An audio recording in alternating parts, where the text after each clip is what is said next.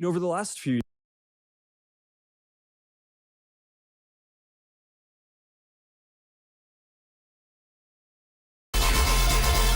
They don't play my hits, well, I don't give a shit. So, rap nags try to use my black ass. So advertise to give them more cash for ads. Fuckers, I don't know what you take me as. Don't understand the intelligence that Jay-Z has. I'm from rap, the richest niggas, I ain't dumb. I got $99 for the bitch ain't one. Hit me.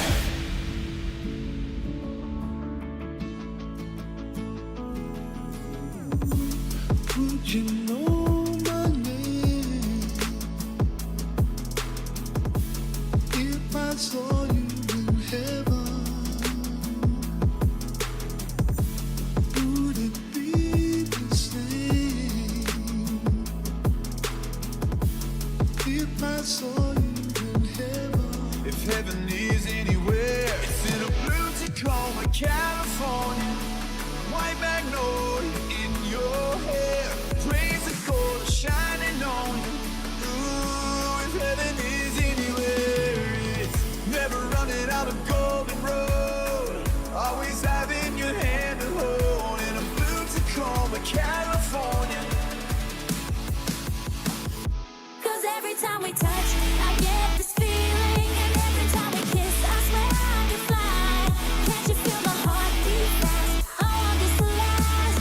Need you by my side. 'Cause every time we touch, I feel the static, and every time we kiss, I reach for the sky. Can't you hear my heartbeat? So I can't let you go. Want you in my life.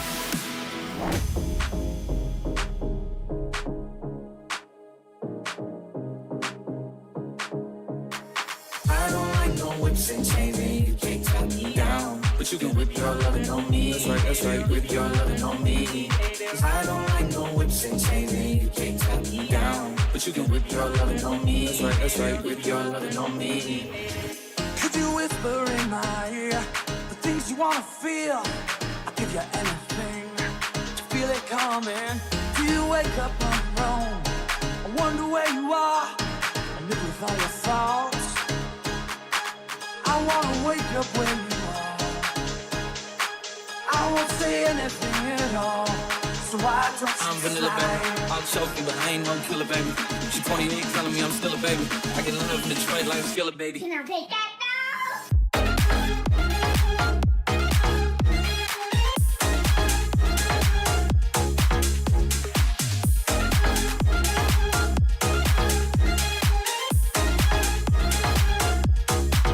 It feels like I can see the sands on the horizon every time you are not around. Slowly drifting away, wave after wave, wave after wave, slowly drifting.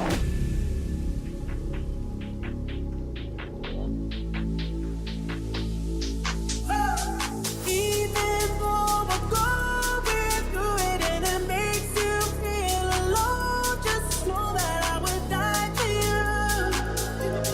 Baby, I would die for you.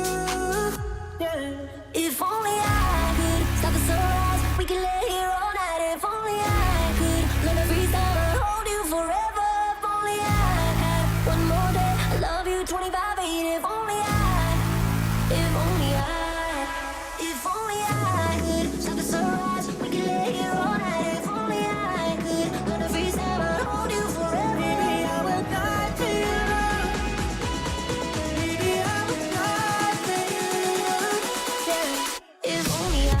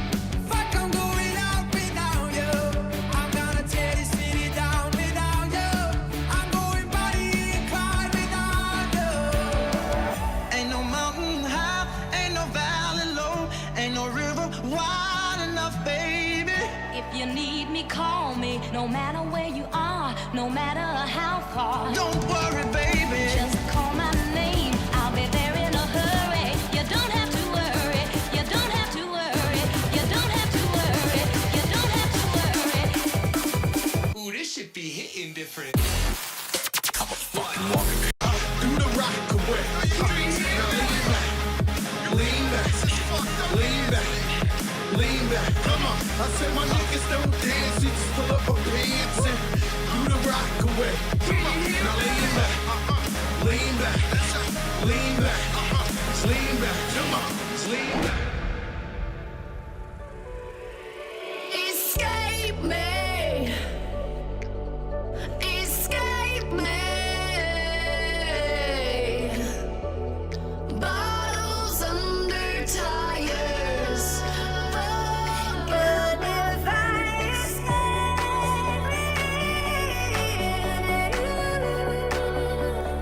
what if I escape Spots on my over the sea. I sat at a party smoking in car with you. 7 Nation Army fighting at the bar with you. Say that I'm sorry, tell me what I gotta do. 'Cause I can't go, it's chemical. No, I can't go, it's chemical.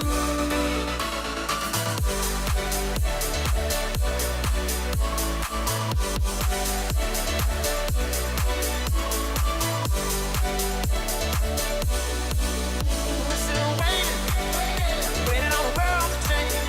Keep on waiting, waiting on the world to change. One day our generation is gonna rule the population. We keep on waiting, waiting on the world to change.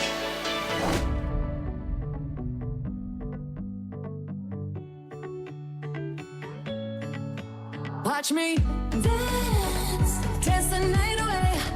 My heart could be burning, but you won't see it on my face. Watch me dance, dance the night away. I'll still keep the party running. I want it out of place. I want to love you, pretty young thing. You need some loving, then a love and care, and I'll take it there, girl. Every romance shakes and it bends, don't give a damn. When the night's here, I don't do tears, baby, no chance. I want to love you, pretty young thing. You need some loving. The Fitness Gram Pacer test.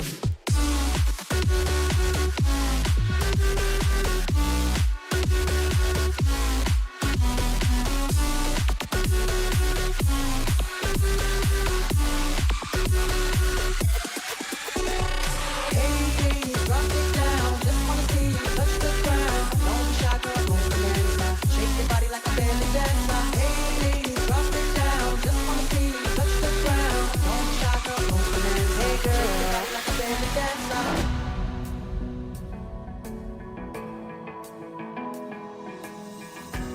Even when the sky comes falling, even when the sun don't shine, I got faith in you and I.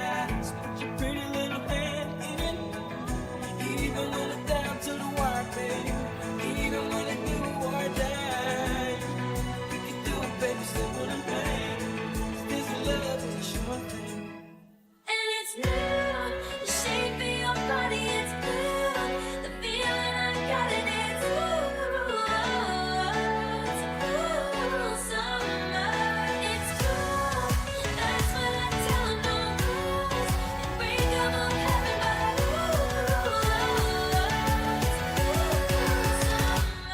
Yeah, I'm too sexy for this girl, too sexy for your girl, too sexy for this world, too sexy for this ice, too sexy for that jet. Yeah. Okay, alright, that's fine. I'm too sexy for this chain, too sexy for your game, too sexy for this fame. Yeah. I'm too sexy for the trap, too sexy for that rap, too sexy for that jet. Yeah.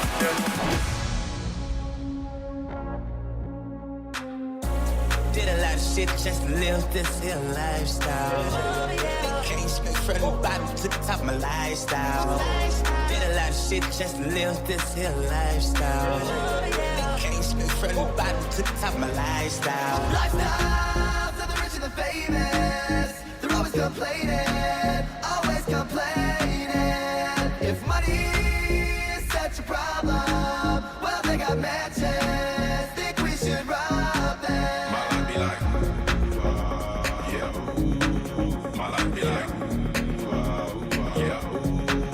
My life be like. Lifestyles of the rich and the famous. They're always complaining, always complaining.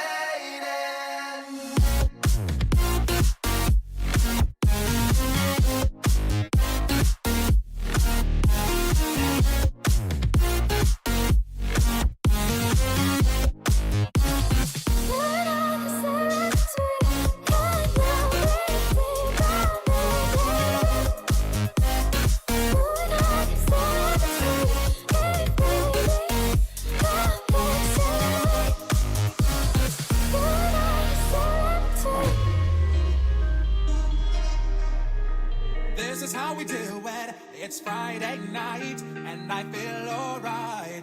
The party's here on the west side, so I reach for my 40 and I turn it up. Designated driver, take the keys to my truck.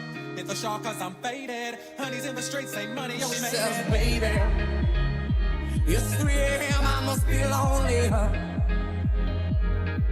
She says, baby, well, I can't help but be scared of it all sometimes. And the rain's gonna wash away, I believe it. I'm kind of buzzed and it's all because this is how we do it. South Central does it like nobody does. This is how we do it. She says, baby, this is how we do it. She says, baby. A carrot. Oh, please, that's an objectionable vegetable.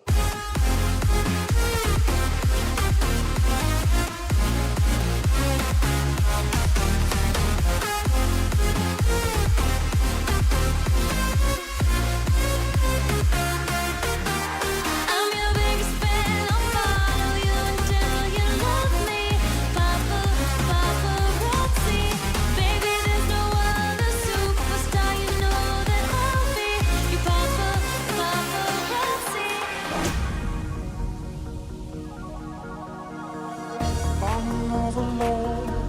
Another load, all my tears have been used all on another load, all my tears have been used all. I'm on the car, see you on TV, sunset shit done changed. Ever since we was on, I dreamed it all. Ever since I was young, they said I will be nothing. Now they always say congratulations. Work so hard for that whole true vacation. They ain't never had the dedication. I wanna cry and I wanna love my tears. My dick cost a late night fee. Yo dick got the HIV. My dick plays on the double feature screen. Yo dick went straight to DVD. My dick, bigger than a bridge. Yo dick, look like a little kid's. My dick, large like the Chargers, the whole team. Yo shit look like you 14. My dick, locked in a cage, right? Yo dick, suffer from stage fright. My dick, so hot and stolen. Yo dick, look like Gary Coleman. My dick, pink and big. Yo dick, stinks like shit. My dick, got a Caesar do. Yo dick, needs a tweezer dude. I've been traveling on this road too long. Just trying to find my way back home. The old me is there to go, there to go. I'm more than a bird, I'm more than a plane, I'm more than some pretty face beside a train, and it's not easy to be me.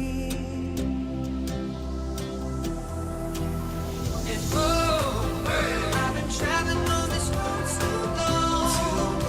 Just trying to find my way back home. The old me is there to go, to be me.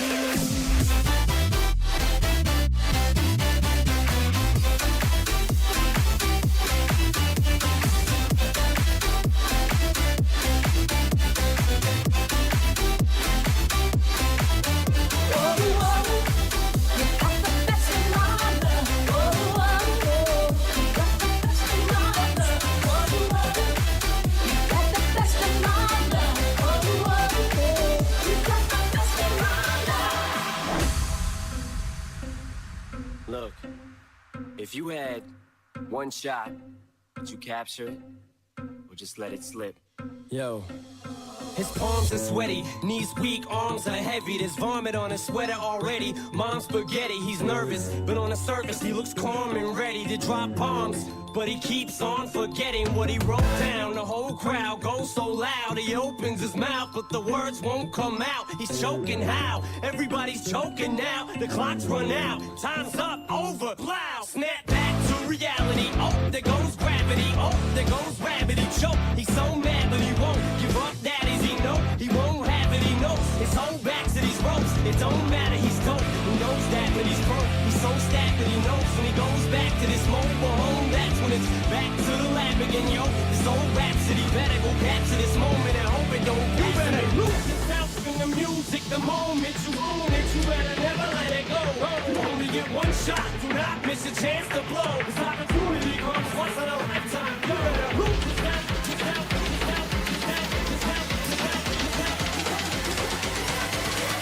Bobby is free.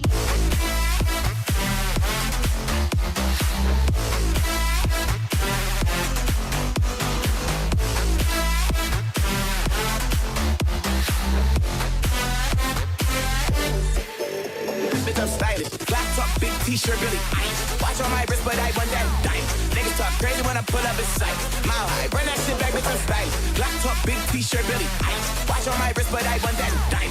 Niggas talk crazy when I pull up in sight. Hey, mile high, hey.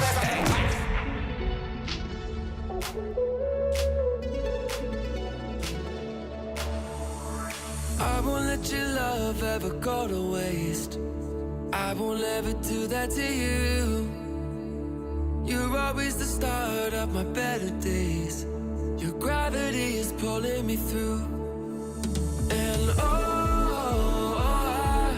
tell me that you know that. Tell me that you know that. Know that. I can't change the way that I feel for you. That's just the way it is. Hope this don't ever change. That's just the way it is. That's just the way it is. That's just the way it is. Hope this don't ever change. That's just the way it is. That's just the way it is. That's just the way it is. Hope this don't ever change. That's just the way it is. That's just the way it is. Oh, I love it and I hate it at the same time. You and I took the poison from the same vine. Oh, I love it and I hate it at the same time. Hiding all of our sins from the daylight. Baby, calm down, calm down.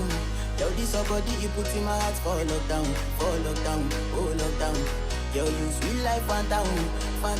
If I tell you, say I love you, you know they for me, young girl, oh young girl. No, tell me, no, oh. Baby, come give me your lo.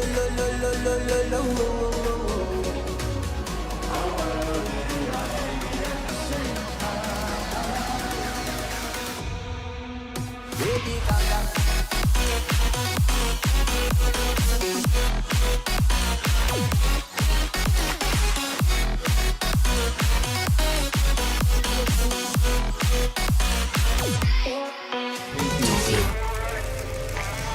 So many people are willing to learn how to trade stocks, but are simply just unsuccessful at it. It's not that you're a bad trader.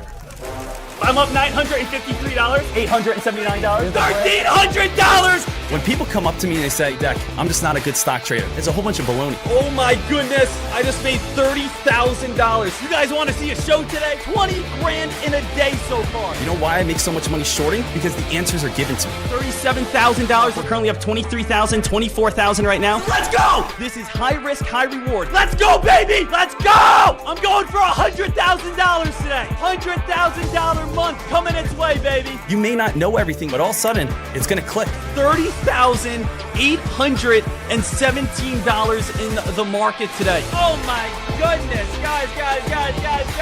Welcome to the stock market.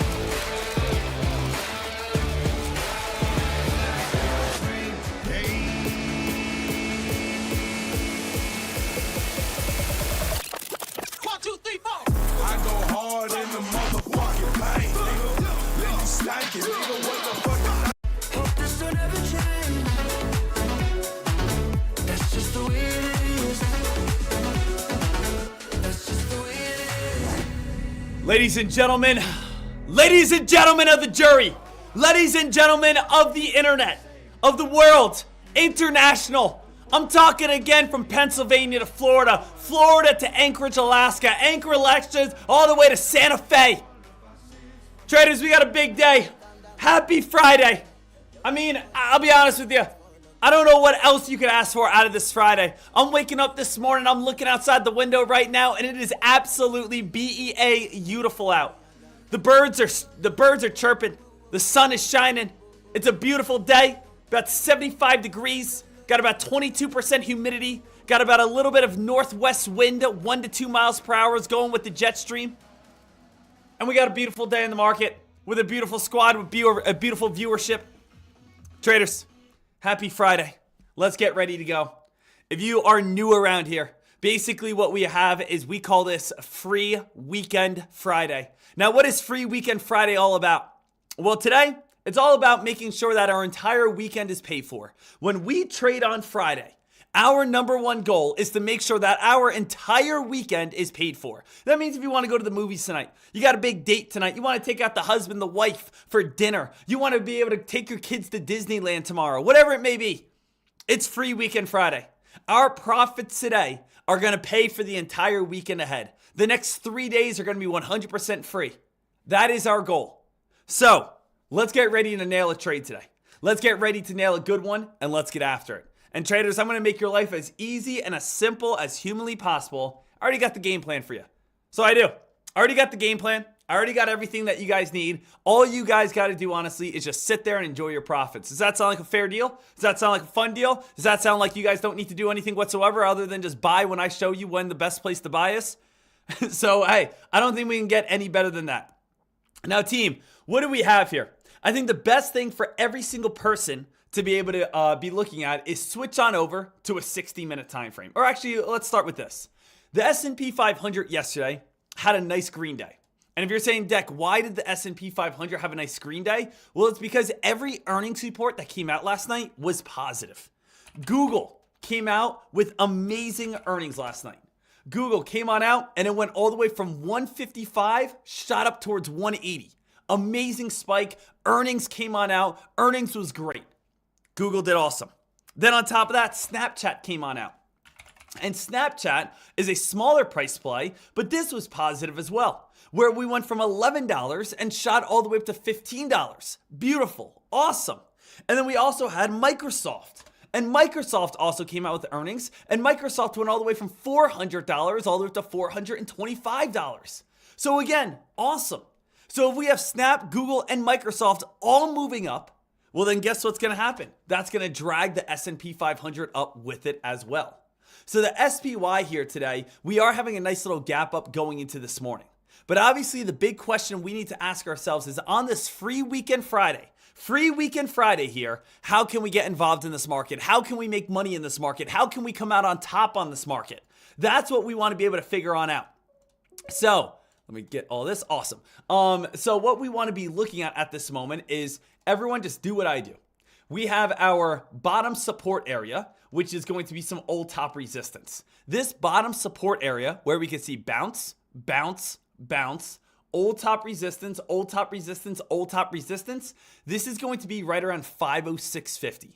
So everyone write down right now that 506.50 should be holding up as some sort of bounce area. Now also write out that all the way back on down towards around 498, this is going to be your super strong support line.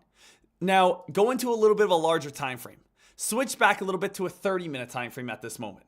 Okay, and you can actually see we actually have some old tops all the way at 506.50 from 5 days ago. Here's an old top. Here's an old top. Here's an old top. And we also do have bounce play here, old resistance, bounce play, bounce play. It's confirming that right now we do have main resistance, which is now support at 506.50. And then we do have our main support area back on down towards 498.25. Let's go back even a little farther away here. And this is going to be a 60-minute time frame. Now, I know if you guys are on TikTok, you're going to have a little trouble seeing this, okay? But I'll drag it on over. 60-minute time frame is going to show us all the way back to what are we in right now? March? Or we're in April now. We were in March. You can see right here we had March 24th. So we're basically seeing an entire month back. Okay, we're seeing an entire month back. We could see this downtrend. We have an old top. If you need the exact date, it was April 1st. April 1st was our old top. Then we had another top right here, and this was at the price of April 4th. And then we had another top right here, and this was April 9th. This was April 24th, or excuse me, this was April 10th. This was April 11th. And you could see how we do have this downtrend. Now, if we connect the dots and just keep going across the board, that downtrend is going to put us right here at the price of around 510. So now, if we want to think about how can we be trading this market here today? How can we be getting involved in these plays here today? What should we be looking at on this day? All you guys want to do is continue to play this chart the best way that you guys possibly can. And here is the chart to make your life extremely easy, extremely simple. I'm going to make this a little bit smaller here so everyone over on TikTok can see it, but then I'm also going to make it big so everyone on Tradecaster and YouTube can see it even better.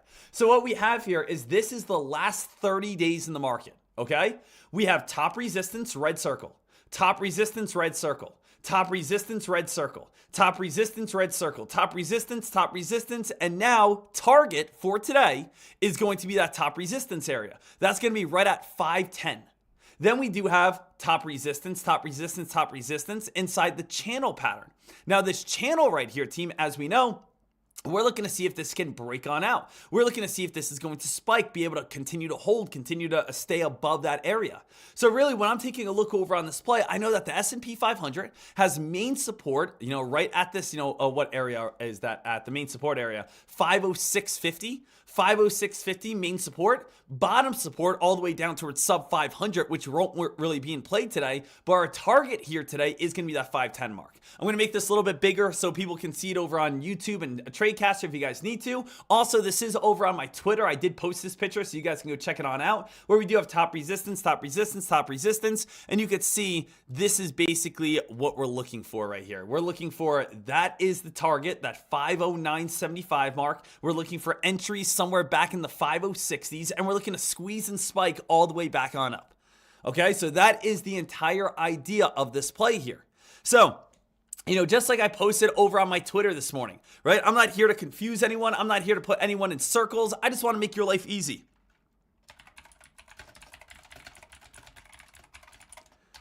So this is all I had over on my Twitter. If you guys come on over here, check this on out.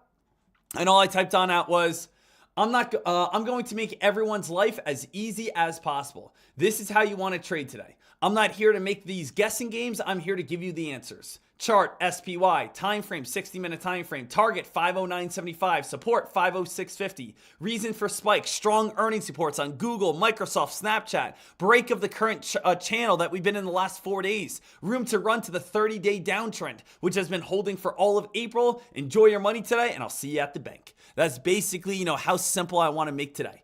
I want to make today that easy. I want to make today that simple. I want to make today, that profitable for you, where you can just be able to jump on in on this play and be able to trade with confidence. So if you're saying, Deck, what are you doing today? I'm going to be trading SPX today, which is basically the crazy version of SPY. And I'm just going to be watching SPY on, where we want to get filled. So right now, if we take a look over on SPY, we're at 506.70-ish right now. I would like to see maybe a quick little morning pullback and then get ready for a dip buying calls. That's what I would like. I would like to see a little quick morning pullback, get filled, see the stock start moving itself back on up and maybe push right up towards 507, 508. That would be the best case scenario. Now let's play the opposite side though. Let's play the opposite side, the troubling side. What if this stock, the S&P 500, or what if this ETF opens on up and we just crash all the way down towards, let's say, 500 or 505? We crash all the way down to 505, guys. we could be back in the channel, which is trouble. Notice, we got above the channel where we hit the red line and we fell, and we hit the red line and we fell, and we hit the red line and we fell, and we hit the red line and we fell. We want to stay and make sure that we stay above this red line. That's very important. If we go underneath this red line and we can't get back above it, well, now we're trapped back in the channel. So does that make sense, everyone? So basically what you guys have to realize is that I would like to get a morning pullback, get filled, and shoot on up. But if we get a morning pullback and we can't get back above that red line, aka resistance, that's where we're probably going to start fading and falling, probably all the way back down towards around the blue line. So you definitely want to make sure that we're on top of this. I definitely want to make sure that we're all, aware of this play here. So please keep your eyes peeled over on the S&P 500 to see if this one is going to be able to hold its gains, and we'll see if this could be able to pop and squeeze up to around that 510-ish mark. Okay? So right now, SPY, we know the drill, we got the plan, we got the idea. It's 9:16 in the market. There's really no big hot penny stocks right now, team. Penny stocks usually don't rip and run too well on Fridays, but I will say we've seen a lot of action on Fridays over on the S&P 500. Let's do a little experiment right here. Let's see how the last few Fridays have been, okay? So Friday was the 19th. I want to go back to the last Friday we had, which was the 19th. Let's see what happened. Last Friday, we did have this big sell-off. $500 all the way down to $493. Last Friday, we fell $7. Okay, what about the 12th? The 12th here, guys. Then we had this day. This was another Friday where we went from $517, crashed all the way down to $509, an $8 drop. Okay, and then the Friday before that was the 5th. Let's see what the 5th was like. And the 5th was where we actually went from 513 and spiked all the way up to 520. So let me just get this straight, guys. Over the last 3 Fridays, we've averaged a $7 move on the S&P 500. That would mean that if the S&P 500 goes up today, we should be getting right around 515. Pretty nuts to be thinking about. 514, 515 area. If the SPY drops today, we should be going all the way back down to 500. The last 3 Fridays, we have had about a $7 move. Now, does that mean that this Friday we're going to have another monster move? Does that mean that today we're going to have another monster move? No guarantees, but Fridays have been extremely active in the markets. Fridays have been extremely hot in the markets. Fridays have been days that have been able to make us a lot of money in the markets. So please just make sure that you guys are all set and ready to go at this, all right? Make sure that you guys are fired up, have your game plan, and everything's typed out. So what I'm going to do right now is kind of type out my game plan. So SPY, I'm not trading SPY. I'm going to be trading SPX, which is basically like more of a crazy version of the SPY. Okay? So I got SPX. SPX, I do plan on trading this morning, right at the start of the day. So I'm going to go April 26th. I'm looking for call contracts, and it is going to be having a little bit of a gap up. I'm not exactly sure what price it's going to be opening up at. It's probably going to be opening up right around 5,058. So I do want to go slightly out of the money for my strike price. So we'll go 5,065. It has to run up to that area to be able to get filled and be able to make some money.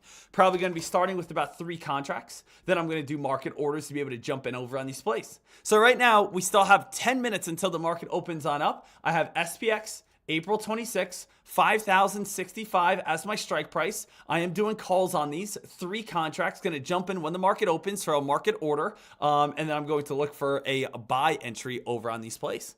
So not too bad, not too shabby. Excited to see what's going to be coming on up here. Get ready to rock and roll. I'm also right now, team, just going to change out my scanners. But Fridays are basically, guys, are days where I want everyone to be able to make a nice dollar, everyone be able to make some nice cash, everyone be able to make some nice money. And then, of course, we get ready for our weekends and, go from there. Now, traders, as you guys also know, I've been typing this on out, been talking to traders about it. I've already told you guys everything about this coming on up here. I am going back to what has made me millions of dollars in the stock market. What has got me to where I am today? I'm going back to that. And what is that? That is shorting. Traders, as we head into May, I will give you guys all the details. But as we head into May, I am again opening up a large account and I am shorting absolutely everything. I'm shorting every single day, top gainers, penny stock pumps, social media rips. I am shorting everything back on down to the ground. Every single one of them. So if you guys want to learn how to short, I'm going to teach you. If you want to learn how I've been able to make over $550,000 in a year shorting stocks, I'm going to teach you. I cannot make this any more clear. Next month, I'm going back to what I know is the most profitable way to trade in the stock market. Next month, I am going back and I'm shorting every single day nonstop. So I can't make that any more clear for you guys. If you really want to be able to make some big money, we are going to be getting after it and doing as much as we can. So, and I had some people say, oh, Deck, if shorting's so great, why are you doing, any sort of options whatsoever? Thing is, I've been doing options the last few months because I know you guys love options. But I also know, again, some people say, oh, I want to do options because they don't know any better. They just want to do options because that's what everyone else wants to do. Oh, I want to do options because, I saw this guy make money options. I'm going to read you guys something that I typed out yesterday because we got a little bit of time right here, okay? I have now been trading in the markets for about 10 years, and I've tried nearly every strategy. If that is shorting or options, if that's dip buying or swing trading, if that's long-term investing or playing on earnings reports, if that is whatever you want to think about. I want to tell you right now, the best way to make money in the stock market as a beginner and the worst way to make money. And I'm going to lay it out there right now. The worst way to try to make money in the stock market is from doing options. I'm sorry. I'm going to say it again right now. The worst way that you can possibly try to make money in the stock market is by doing options. You have everything going against you. Let's cover this. What is happening when you're trying to do options? Well, first things first, you must choose the direction of a stock. You have to choose is it going to go up or down, which we have to do with every strategy. But then we have to add things on top of it. Not only do we have to choose if it's going up or down, but we have to choose a strike price, which basically means that we have to choose if it's going up or down, and then it has to get to this certain price for our contracts to become valuable. And then on top of that, we now have to choose an expiration. So hold on a second. Before, I just had to choose if a stock was going up or down, right? By buying shares. But now I have to choose if it's going up and down, and if it's going to get up to a certain price or down to a certain price, and I have to predict if it's going to get up or down to a certain price in a certain time frame. Okay. And then not only that, we have to worry about other things such as time decay, delta, gamma, which is going to make our contracts less valuable and is going to lose our money. And then on top of that, we're going to have implied volatility, which means even if we guess everything right, we guess up, we guess down, we guess the strike price, we guess the expiration date, we have time decay on our side, we're doing everything perfect. We could also not even make money because of implied volatility, which means even if we're guessing the right way, we can still lose. You're telling me right now that, I like trading options when basically you have everything going against you? Honestly, the way I see it, when I trade options sometimes, I try to think about it as like a big pie chart in my eyes. When we have a big pie chart right here, and let's say we just do shares of a stock. Hey, guess what? Shares, it's either going to go up, or shares, it's going to go down. We can either buy right here or we can short right here. Guess what? That's beautiful. 50-50. If we do a little research, we can get that thing on down. But when we do options, remember, we have to be able to figure out all of this. We have to figure out which way is the market going to go. Is it going to go up or down? We have to figure out how high it's going to go. We got to be able to work with the Greeks. We have implied volatility. We have our expiration date. It's almost like this, I feel like. This is the area that you can win on with options. This is where you can win. And this right here, up or down, strike price, expiration, implied volatility, gamma, and delta. Is there anyone here that seems like no matter what you do, you just always lose? No matter what trade you follow, you always lose? It doesn't matter how hard you work, it seems like you lose? You got so much going against you in the option world. So much going against you. There's a reason why probably 85% of traders lose. Because for some reason or another, people say, let me go ahead and do options, right? And that's really, it's a losing game. So what am I going to show you? I'm going to open up the world for you right here, team. I'm going to say the best way to trade is by shorting. I'm literally trying to get everyone, every single person to start shorting because it will be way easier for you. So what we have here, team, I want to show you. Why is shorting so much easier to make money? Well, 88% of companies fail within the first 2 years. This is from the Bureau of Labor and Statistics. 88% of companies fail within the first 2 years.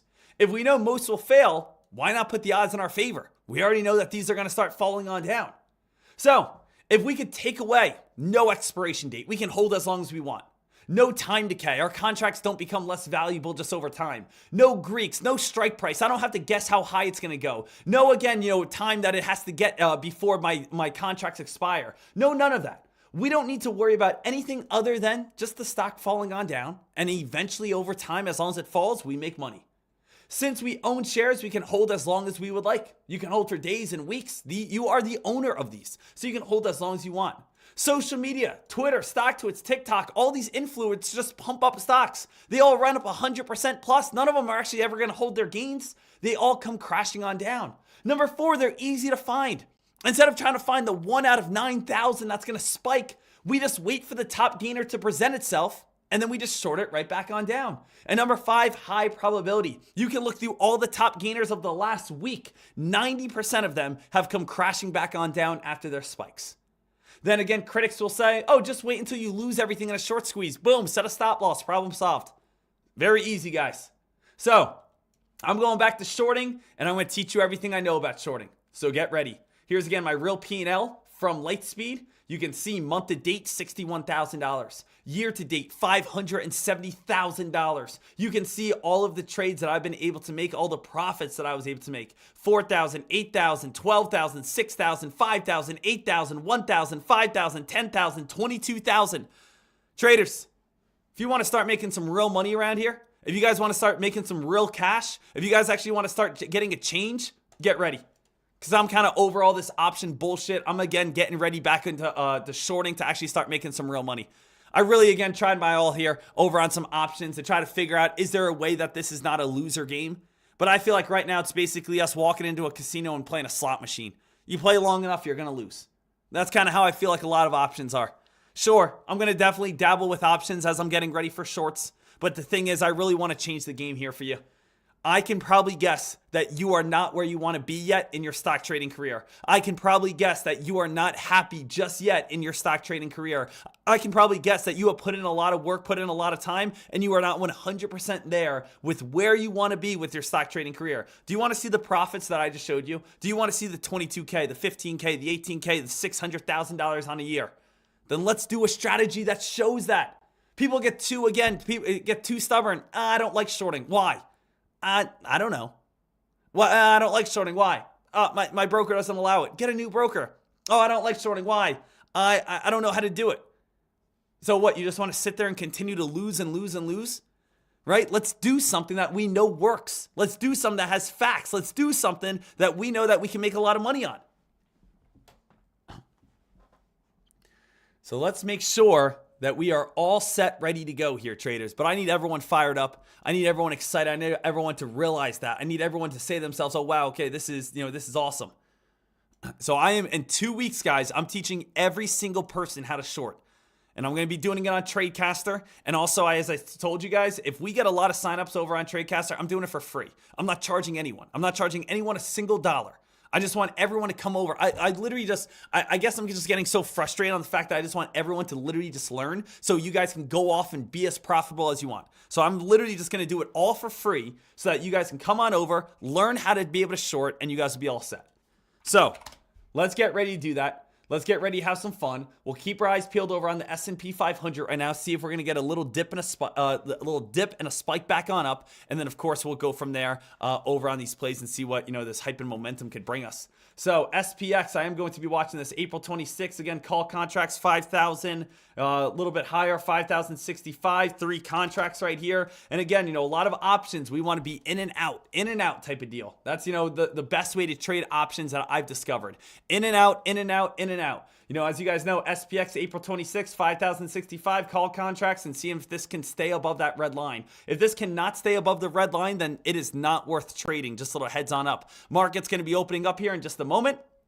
Let's get ready to rock and roll. See how well this is going to be able to hold up its gains. See if we can spike back on up towards around the VWAP. Right now, we are opening up down towards around that 506 mark. Are we going to get a little crack on down? Our old, again, close areas all the way on down towards 503. Old supports on down towards around 504.30. Right now, we came on down towards 505.97. Can we hold or get above that red line? That is obviously the magic question. Get above and hold that red line. If we can't get above and if we can't hold that red line, then we're really not going to be having a lot of opportunity for us. A little heads on up, SPX is actually gapping up way higher than I expected. So we are going to change our strike price to 5,090 on the call side if this can hold up its gains. So right now this is actually starting to fall back on down though. Can the S&P 500, what is this going to do for us? As we know, we still are playing the same exact chart. We're playing the same exact setup. We do have a little bit of fade back on down. Anyone thinking maybe a bounce play right around 505? Maybe a possible dip buy and bounce play. What's this area right here? This area is all the way on down towards 504.30. That's again, previous area, previous close on the day is all the way down towards 503. So, I mean, could we drop on down about $3 today? Potentially. Could we drop on down and, start getting a little bit of a 504 if this can't, get back above this red line? So we got to be watching to see how well this is going to be able to hold on up. We got to be watching to see if it's worth it for us to be able to get filled on the supply. We know we want to get back above this red line to be able to get filled on it. Deck, what's back above the red line? Back above the price of 506.50 is where traders want to see. There is two issues though. 506.50 is strong resistance, and then also on top of that, the VWAP area is strong resistance. VWAP area is at 506.80, and then again, strong resistance at 506.50.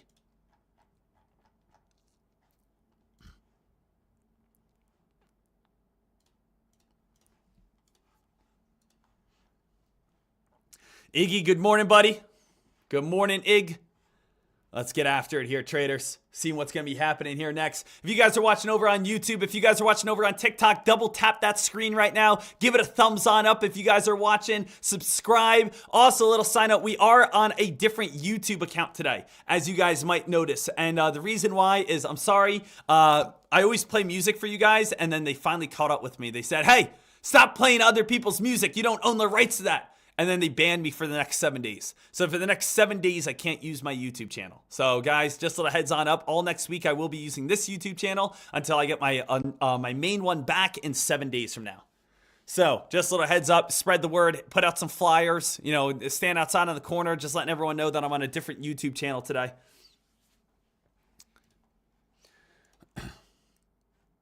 Oh, look at this, guys. Beautiful, beautiful, beautiful. AK-47, he again did Google options last night. He again jumped in on Google and he got out with a $17,000 profit. So just a little heads on up. Look at that. Shows you what is possible. Shows you what is possible. AK making $17,000 last night. How incredible is that, guys? How amazing is that? By again jumping in on this play, even though it was risky. Jumped in on this play, nailed it on the call side, went from 155, shot all the way up towards 175. How incredible is that? How amazing is that? $17,000 in profit. Pretty nuts. Right now, team, we do have the S&P 500 here. S&P 500, staying alert and staying ready. Guys, SPY, are we going to be able to start shooting itself back on up? We do have, again, SPX. You can see in the bottom right-hand corner, SPX trying to get back above that 5,080-ish mark. SPY came on down to 505.70. Now, again, the SPY is trying to move itself back on up, back above that that line right here, and see if we can be able to get that, dip buy and bounce play. Now, the thing is, SPX, this is a play that obviously I am watching, I am waiting for. I want to see if we are going to be able to rip and run. We do have some good hype at this moment. Little lower shadows. Lower shadows do indicate that we came on down. I would like to see maybe one more lower shadow if we can, come back on down towards 505.85, basically bounce, bounce, bounce, and then take on off through the VWAP. So we are all the way back up towards that red line. Remember, guys, we have bounce play, bounce play, bounce play, looking for the squeeze and spike. Traders, ultimately, remember, this is the game plan here. This is the ultimate game plan. We do have our top resistance going across the board. This has been the downtrend the last 30 days. Last 30 days, we've had a downtrend over on the SPY. Then on top of that, guys, we have this channel. Right now at this moment, we are currently fighting this channel. This red line is what we're currently fighting. As long as we can stay above this red line, we are good to go. So basically, as you guys can see right now, we're trying to fight and stay above this red line. We do have the VWAP coming on up at 506.95. We do have a little downtrend right now. So just a little heads up for every single trader. We do have a downtrend at this moment. We're watching, waiting, seeing if we're going to be able to squeeze and start pushing itself back on up. If it pops the VWAP, if it pops again, this downtrend starts getting back above 507, man, we could easily see a nice squeeze ahead. But right now, the S&P 500 is currently sitting and watching to see if we are going to be able to get some popping and momentum towards the upside. We also do have the 13 EMA right now. 13 EMA is at that 506 mark and is trying to stay right at that 506 area, holding up some gains. So we kind of have like a lot going on here, team. A lot's happening. We have the S&P 500, which is trying to stay above the price of 506.50. We have a downtrend at the price of 506.90. We have again the VWAP at the price of 507, and we have 13 EMA support at the price of 506. Man, we got so many support and resistance lines right now. It's just making it kind of a little crazy. Yep, I'm all set, ready to trade today, CST trades. I'm all set, ready to trade today. So excited to, get after it right now. I want to be able to make, again, free Friday, guys. Free weekend Friday is always my goal. Basically, try to make as much money as we can. All it needs sometimes is 1-2 trades. Make $1,000, make $2,000 today, and then we're all set, ready to go for a free weekend ahead. That's all it is, guys. We want free weekends ahead, don't we? We want to be able to go out tonight and not have to worry about paying for anything. We want to be able to go out to dinner tonight and not worry about paying for anything. We want to be able to enjoy our weekends. That's what stock trading is supposed to be. Stock trading is supposed to bring more life to you. It's supposed to bring more ease to you. So many traders get this confused. I feel like people start stock trading and then all of a sudden their life becomes more stressful. That's not the point of stock trading. Stock trading is supposed to make your life easier. It's supposed to give you that financial freedom. It's allow you to be able to do things that you want to do, be able to give you more time, give you time to be able to hang out with friends, family, your wife, your kids, wherever it may be. Go on vacation, be your own boss, be that entrepreneur, be that CEO. But it seems like a lot of people, they become stock traders and their life becomes more difficult. It becomes more stressful. It becomes more frustrating. They have more worries. If that's the case, that means you have not put in the work to be able to know how to trade correctly. Well, I want you guys to be able to live a free life. Live a life where you can say, man, I am so glad, I'm so happy I can go golf. I can go hit the weight room. I can go work on different things. You must understand something right now. If you want to be a successful stock trader, you are an entrepreneur. You are the CEO of your trading account. And if you want your business of your trading account to be successful, you must put in that CEO work ethic. So many people say, I'm a stock trader now. Boom. Okay, I only got to work 2 minutes and I'm done. And then next thing you know, a month down the road, you're starting to panic because you don't have any money. As a CEO, can you only work 2 minutes a day? No. As a CEO, if you want your company and your business to thrive, you got to put in some long hours at the start. But then eventually, your business works for itself. Eventually, your stock trades will work for themselves. You must realize the beginning is where you put in that hard work so that you can live the next years and years and years of just fruitful easiness. But as a CEO, if you're saying to yourself, all right, I haven't put in the work as a CEO. I haven't put in a work for my bank account, for my trading account, for my business right here to actually have success. I think every single person knows how much work they're actually putting in. And if you're just skimming out, doing 5 minutes of work and hoping for the best, well, obviously you're not going to be very successful. The first 1, 2, 3 years of a business, of stock trading, is a grind so that you have the next 20 years of ease.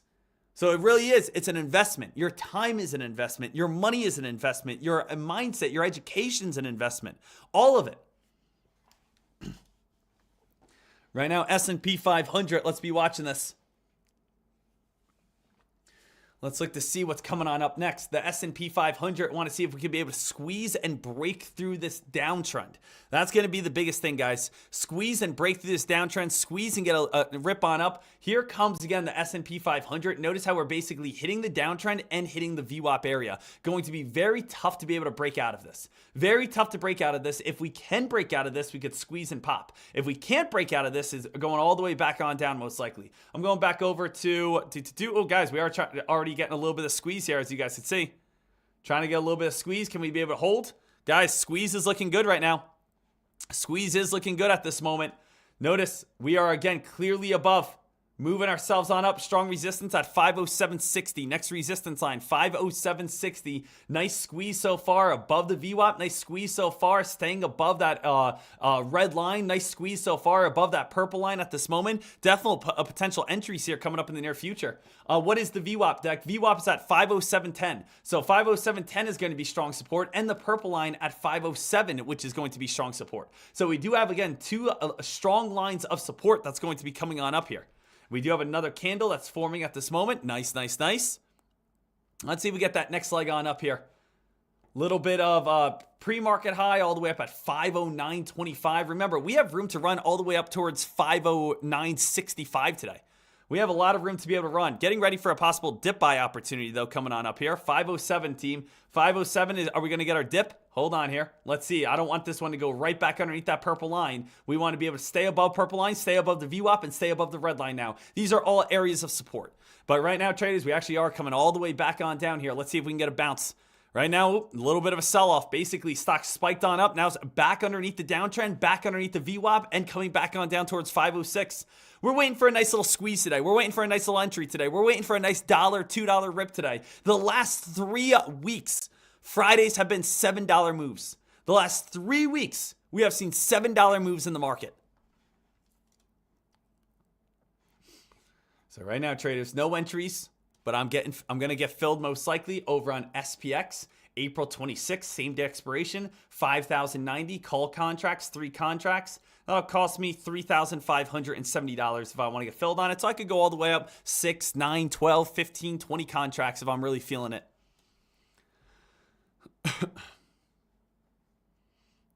Let's see if we get back above that VWAP area. Start working ourselves all the way back on up here.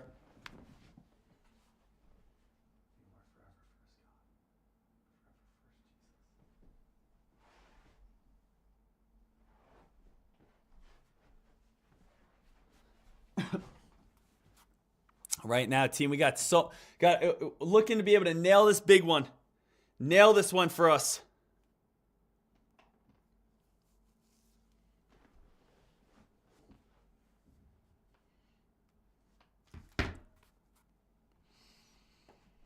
Got SPY watching this one. SPY on top of it. Snap. I'm taking a look what Snap right here. Snap's basically following the SPY. I think Snap's following the SPY. Is Google following the SPY right now? You know, Google's basically following. Everything's kind of following right now at this moment. I do think we are going to squeeze ourselves on up, though. I do think we're going to squeeze. I do think we're going to get some momentum towards the upside. I do think there's opportunity to be able to get that pop and get that rip and run. I want to see if we are going to get it, though. It's 9:42. We're only 10 minutes into the market so far. You know, only 10 minutes into the market. We have a lot of opportunity. I'm going to switch on over to about a 2-minute time frame real quick. You can see, again, spike, hit the VWAP, you know, try to break on out. Unfortunately, big pullback right here. We do have our bounce play, which is going to be right all the way back down towards 506.50. Bounce play, bounce play, bounce play, bounce play. Basically looking to see, are we going to get that momentum towards the upside? Squeeze and spike here. Squeeze and spike. Squeeze and spike, which is next.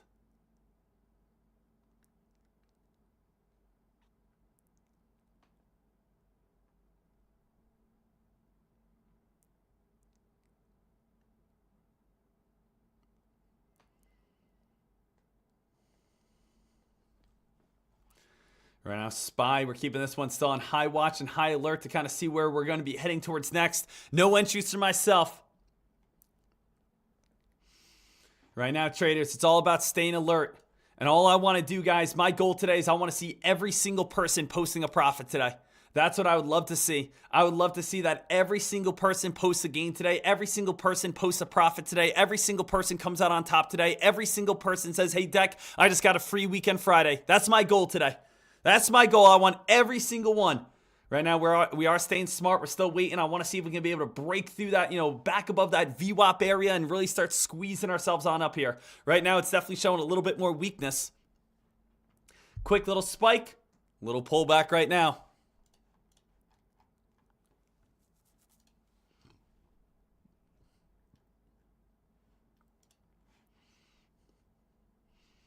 Right now, traders, we are starting to work ourselves back on up, trying to get up towards around that 507-ish mark and start grinding. I don't really got to worry too much about penny stocks today. Penny stocks aren't going to be super hot today. Penny stocks usually aren't very hot on Fridays. Fridays are a little bit slower days of the penny stock world. So Fridays are a little bit slower in the penny stock world. Right now, team, we are trying to get back above that VWAP. We are trying to get back above this, top area. I might be getting filled here soon. No entries just yet. Little heads on up. No entries just yet. But I am, getting ready to see if we are going to be able to hold above that VWAP area and start, popping ourselves back on up. Pop above that VWAP, hold its gains. Go above 507. Start, really climbing once again. So we've had a few little pops here. We've had a pop here. We had a drop. Then we had a pop right here. We are back above the VWAP. VWAP's at 506.80, trying to hold right above that 507 mark. People are still entering at this moment. Can we be able to squeeze and get all the way on up towards what area? Remember, go back to that 60-minute time frame. 60-minute time frame, we do have that big downtrend. Let me grab this picture right here. We have a big downtrend, and that's all the way up towards 509.75. So we have top resistance, top resistance, top resistance, top resistance. That main target is all the way up towards, again, that 507.95, or excuse me, 509.75. So we still got another almost $3 that we have room to run. We have about $3 that we have room to run if we can get some momentum, if we can get some strength, if we can get some, good hype here. So we're watching this closely to see how well this is going to be able to hold on up. Can we get that pop in that move? Can we get that next leg?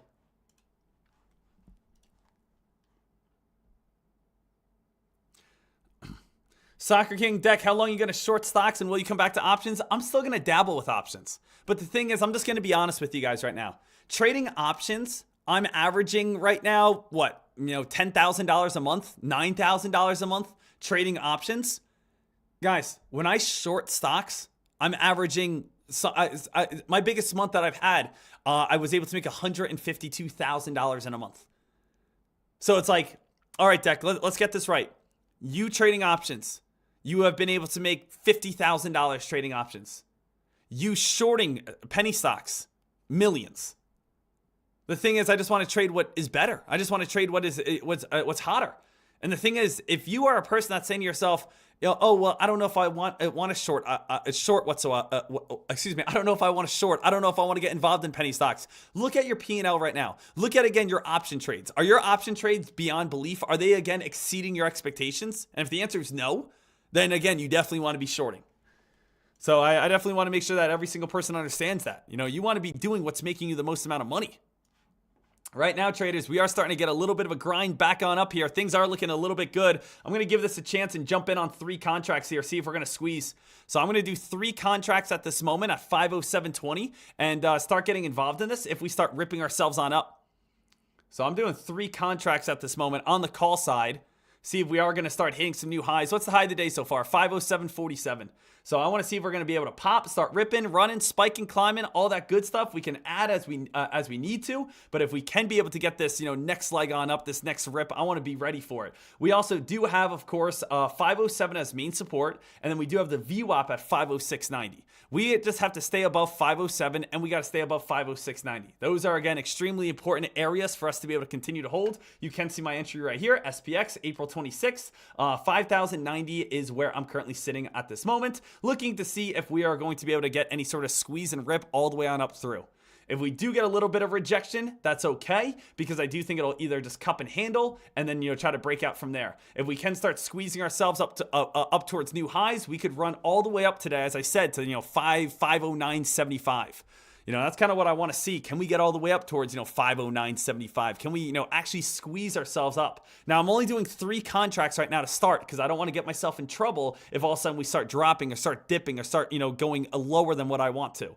So I basically, what do we have here? We had a big drop and then we spiked back on up. Then we had a big drop, built a little bit of higher lows, spiked our way back on up. So right now, traders, I'm staying small, but I want to give it a chance. So I'm staying small, but I want to give it a chance as long as we can be able to hold up our gains. Remember, stay within your risk tolerance. Stay within your price range. Stay within, what you can do, what you think is right. So I just want to stay above the VWAP. I want to stay above 507. I want to stay above these higher lows, right? These are all things that, I'm looking for while getting involved in my trade here. above the VWAP, above 507, higher lows are still intact. Move on up, looking for a new high of the day. We're only up at this moment a little bit, from our open this morning. We're not up that big, and we have all this room to run. Pre-market high is all the way up towards around 509.20. So we're really looking for that like squeeze if we can. So can we be able to squeeze, start pushing, break up towards around those highs, and get that next leg, get that next pop, get that next move right here, traders? So we're coming right back up towards around these highs at this moment. Just a little heads on up. If you're saying, Deck, how much is your contracts in? Just underneath $4,000. So I invested right now just underneath $4,000 at this time. We almost had a new high of the day right there as well. Almost a little new high of the day right there. Almost got a little bit of a break, almost got a little bit of a squeeze. And we are going to see, can we be able to squeeze on up, be able to run up above that 507.50 mark and get that next leg. If we can break again 507.50, if we can be able to spike above 507.50, that's where we're probably going to be able to make our main profit of the morning. But it has to get above that 507.50 mark and basically squeeze itself on up, work itself on up, get above, guys. Here comes a little bit of a pop. Here comes a little bit of that next leg. 507.50, currently at $570, $600 now. Now we're up $600 at this moment. Now we're up $800, $800. Here comes the squeeze. Here comes the squeeze at this moment, guys. I'm taking my gains right now, $840. So, guys, I just invested $3,800 and just made an $840 profit. Congratulations to everyone who just made money with me. I told everyone today that my number one goal is to make sure that everyone has a free weekend ahead. Free weekend Friday. $840. Guess what, guys? I got dinner paid for tonight for me and my lovely fiance. I got some drinks paid for tonight. I got a movie paid for tonight. I got the gas tank filled up for tonight. I got tomorrow all set, ready to go. Traders, free weekend Friday, baby. That's all it is. Free weekend Friday. I'm not investing $1 million to make this. I invested $3,000. If you guys have $3,000 laying around, you can make $840 a day. And guys, look at this. We're still going. We're still squeezing here. We're still squeezing at this moment. So guys, we're going all the way up towards, again, 508. Target is all the way up towards that 509.20 mark. So this thing is still looking to go. Remember, we got room to go all the way up to 509.75 today. We have room to go all the way up towards 509.75. We still have a lot of opportunity.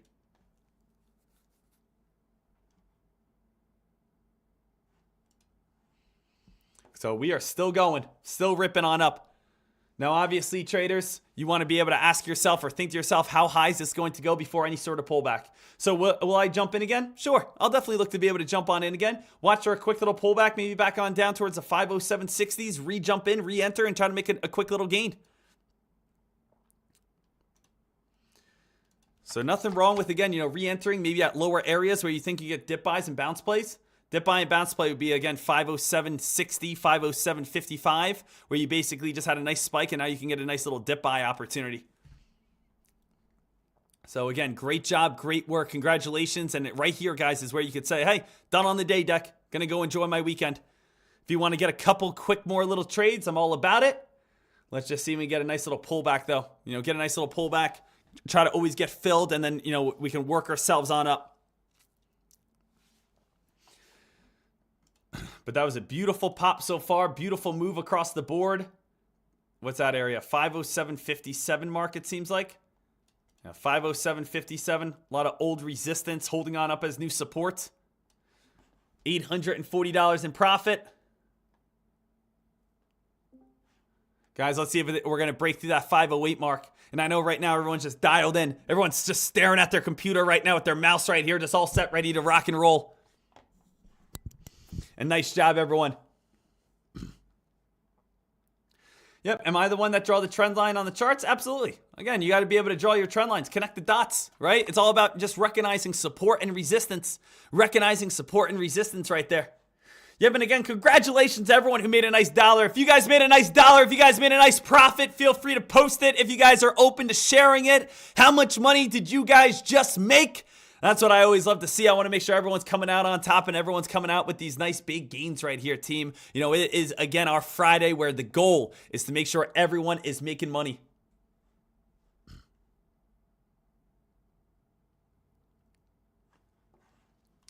Right now, team, watch for a little pullback and then that next leg. I think we are still going up even higher. I think we are still moving on up towards that next move here pretty soon. We got a lot of good momentum so far. We got up towards a high of 508.10 so far. Congratulations here.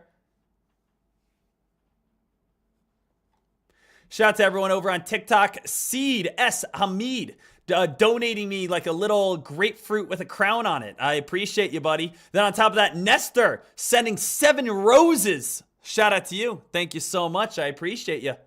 Enrico sent a rose. Shout out to you, Enrico. Appreciate you, buddy. Right now, we're looking for that next leg. Looking for that next leg right here. Seeing if we're going to be able to squeeze ourselves on up. Oh, man, things are looking good. Things are looking good right now. I will say 508.10, though, is going to be a little bit of a strong resistance line. 508.10, are we going to break that? Still breaking, guys. Still looking for that break and that squeeze and that spike and that climb and all that good stuff. If we do get a reversal, we're going all the way back on down, though, towards, 507.40. If we do get that reversal, if we do get a little bit of a drop. 508.15, guys, things are looking like they're just going to keep on going. I kind of just want to jump in with this momentum if we keep on squeezing like this. I kind of want to jump in on the momentum. If we keep on squeezing, I want to keep on jumping in with this momentum. If we just keep on going up, give myself a free $200 in profit. It just looks like things are looking great right now. I just don't want to be the guy that's going to buy at the very tippity top. You know what I mean? Who hates doing that? Who hates jumping in on a play and then it just seems like moments later it falls on down 20 cents and you just end up going in the red. So I'm trying to tempt myself not to be that guy that just jumps in at the very tippity top and ends up taking a loss. I always would rather get filled on a dip buy when I do calls, and I would always rather get filled on a spike when I do puts. I always want to get filled on pullbacks where I have a better area for it to profit rather than buying at the top hoping for more. I hate buying at the top hoping for more. It's always uneasy to me.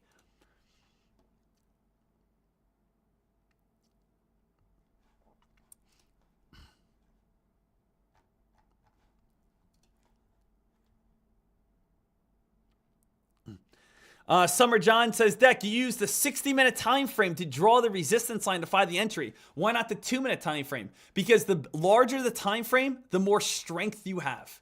So just a little heads on up. If you want to find what is the best overall trend lines, the best overall support, the larger you go in a time frame, the better and the stronger the price is going to be. When you're in a 1-minute time frame, you could say, oh, this is support, or this is resistance, or this or that. But the thing is, it's so tiny, it's so small, it'll be like micro support. It's like, it's not very strong. The farther out you are, the larger you are, the more impact you're actually going to have. So let's say on the daily chart here. The daily chart, I can guarantee on the daily chart, if we ever spike back up towards the price of 525, a ton of people would sell here. Why would everyone sell at 525? Because at 525, you can see rejection, rejection, rejection. It's on the daily chart. It's a large time frame. Everyone sees it. Not everyone's looking at the 1 minute. Not everyone's looking at the 2 minute. Not everyone's looking at so the thing is, the larger the time frame, the better the results you will have.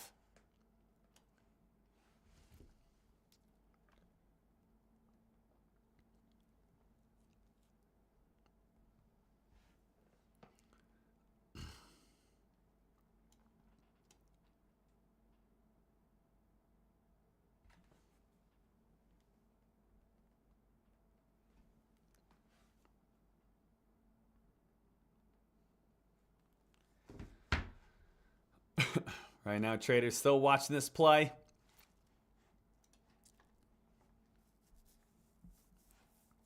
Looking for this next possible move here.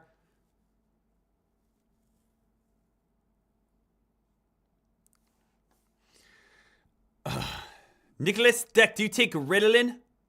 I don't know what Ritalin is. Isn't that something for sociopaths? I really have no idea. Ritalin. What is Ritalin? Ritalin. What is it? Sounds Ritalin. Used to treat attention deficit hyperactivity disorder.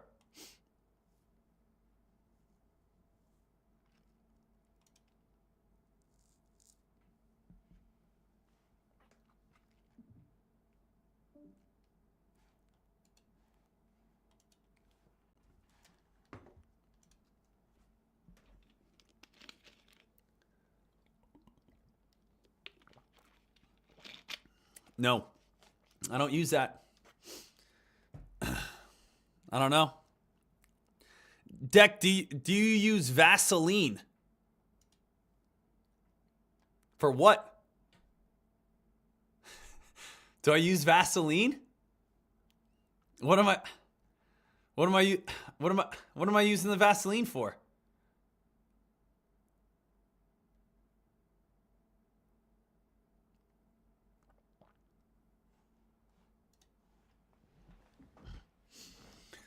All right. All right, hold on, guys. Hold on here. SPY. Staying alert here. Staying ready. We got, again, the SPY starting to get ready for his drop. SPY getting a reversal, guys. Get ready for the SPY reversal. Watching to see, probably going to get a dip buy on this one. Oh, got a little bit of drop. Would it come on down to 507.60? Should get a little bit more of a dip. I want to see it again come on down a little bit more. We're up $840 on our free Friday here. I want to see if we can be able to get that spike on up here.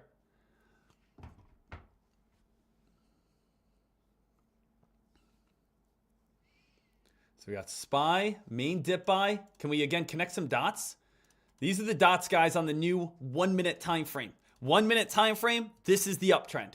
That's all the way back on down towards the price of 507.30. 507.30 if we do get a pullback. 507.30 if we do get a pullback for a quick little scalp. Basically get in and look for a dip buy if we get a little bit of a pullback. The S&P 500 though, we still have room to run, as I said, all the way up towards 509.60 today. 509.60 is obviously the goal. That's the next leg. Guys, we are actually starting to squeeze ourselves on up. Looking pretty good for another possible next leg. Looking pretty good for our next leg coming on up here. Little head and shoulders pattern is the only fear. Watch for a small red candle back on down to 508. If you want to give this a chance, get ready to be able to jump on in. We might give this one a chance as well. Maybe 3 contracts, stay a little bit smaller. I want to see a new high of the day break, and then I would probably pull the trigger. Even though that is kind of buying at the top, at least I know I'm not getting in on a head and shoulders pattern. You guys see what I mean right here? Here's a shoulder, here's a head, here's a shoulder. If you guys need a little bit of a better example of this, basically what I see at this moment and what scares me on thinking that we're going to drop is that we have this setup right here. Left shoulder, head, right shoulder, sell off. You can see right here, left shoulder, head, right shoulder. If we don't break out, we're going to have a sell off. But if we hit a new high of the day, that should be breaking the shoulder. That should be that next leg up towards like 509. So if anything, I would do 3 contracts again, stay rather small, and let's see if we can be able to get that breakout. If we do have, again, the next shoulder that's heading on down, things are going to start fading and dropping, and we're probably going to crack all the way on down towards like 507.30. But you can see the head and shoulders pattern that I'm looking at this moment. All right, to do. Tim, what platform are you trading on? So again, there's a couple things here. I got you guys over on TikTok. I'm sorry, I'm looking over a few different things. I'm trying to make everyone some money right here. So if you guys are saying, Deck, what platform, what tools are you using? I want to tell you, but I also, again, want to keep my eyes peeled over on this trade right here. Hold on a second. I'm going to tell you in 2 seconds, Tim. But if we break on out, I might have to get in on this play. So give me a second. So we got starting to try to move itself on up a little bit more. Trying to get a little bit of squeeze right here. Hold on a second. Can we be able to squeeze on up? Can we get that next leg? Can we get that next, rip on up? We're so close. I'm not in. You'll see the moment I pull the trigger, if I do want to jump in on this play to kind of get that, next spike. We're still just kind of debating right here. A little consolidation period. A little consolidation at this time. But my platform is I am trading right now on Lightspeed. So Lightspeed is my broker. Lightspeed is my broker. Then on top of that, all the scanners you're seeing behind are trade ideas. Those are my trade idea scanners. And then last but not least, the new scanner that I use every day. This is not actually available out to the public just yet. But the new scanner that I'm using, this is Fox Runner. And this comes out like next month. So this is not available for people, but this comes out next month. So those are my 3 scanners that I use. Little heads on up, S&P 500 is trying to rip and run, guys. S&P 500 going for glory.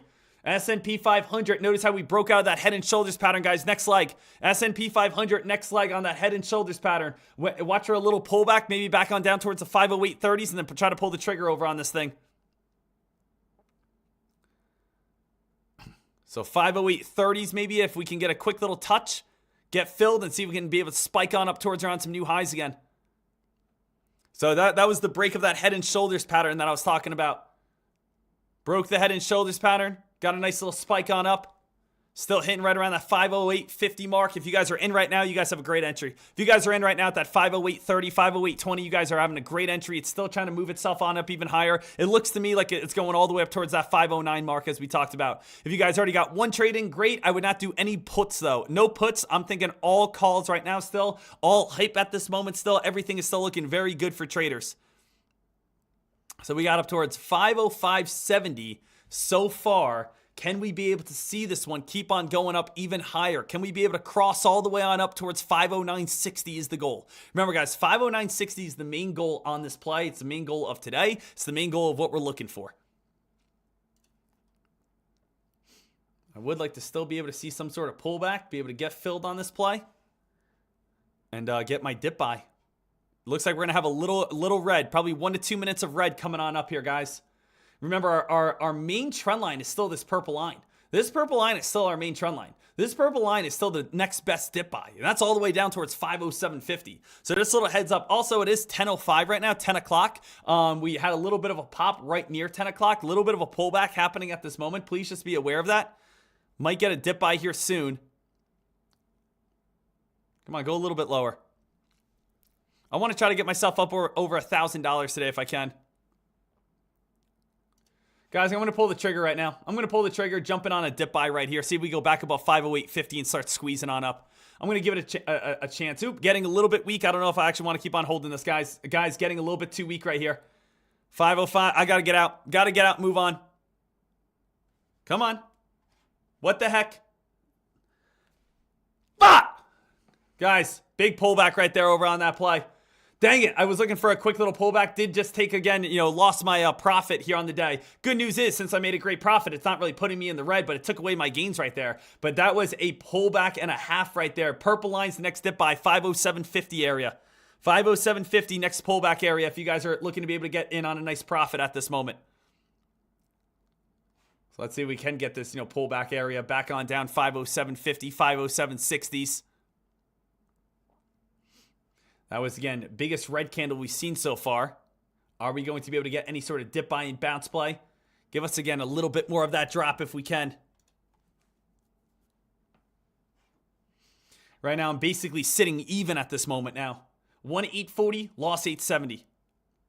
Basically just sitting even at this moment. There's a little bit of a pullback and then a spike. We are still sitting above that 13 EMA. Is this where we're actually starting to turn a little bit? Are we making another kind of head and shoulders pattern where we have a big shoulder right here, we have a head right here, now we have a shoulder? Is momentum going to start turning and shifting? Are we going to start dropping back on down? I still like this play a lot on the upside. I still think there's a ton of potential on the upside, but I think, again, what I was looking for was we were moving up, moving up, moving up, moving up. I was scared of a little bit of a drop, but I wanted to get filled at 508.30. 508.30 is where I got filled at, guys. Dropped on down to 507, right back on up towards 508.30. Is this going to be one of those plays that basically just has that massive pullback and all of a sudden then it just goes spiking sky high again?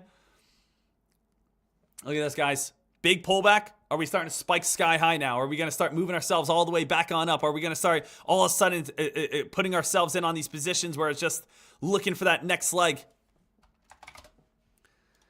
So look at this, traders. It was basically one big red candle, spiked right back up to where it was.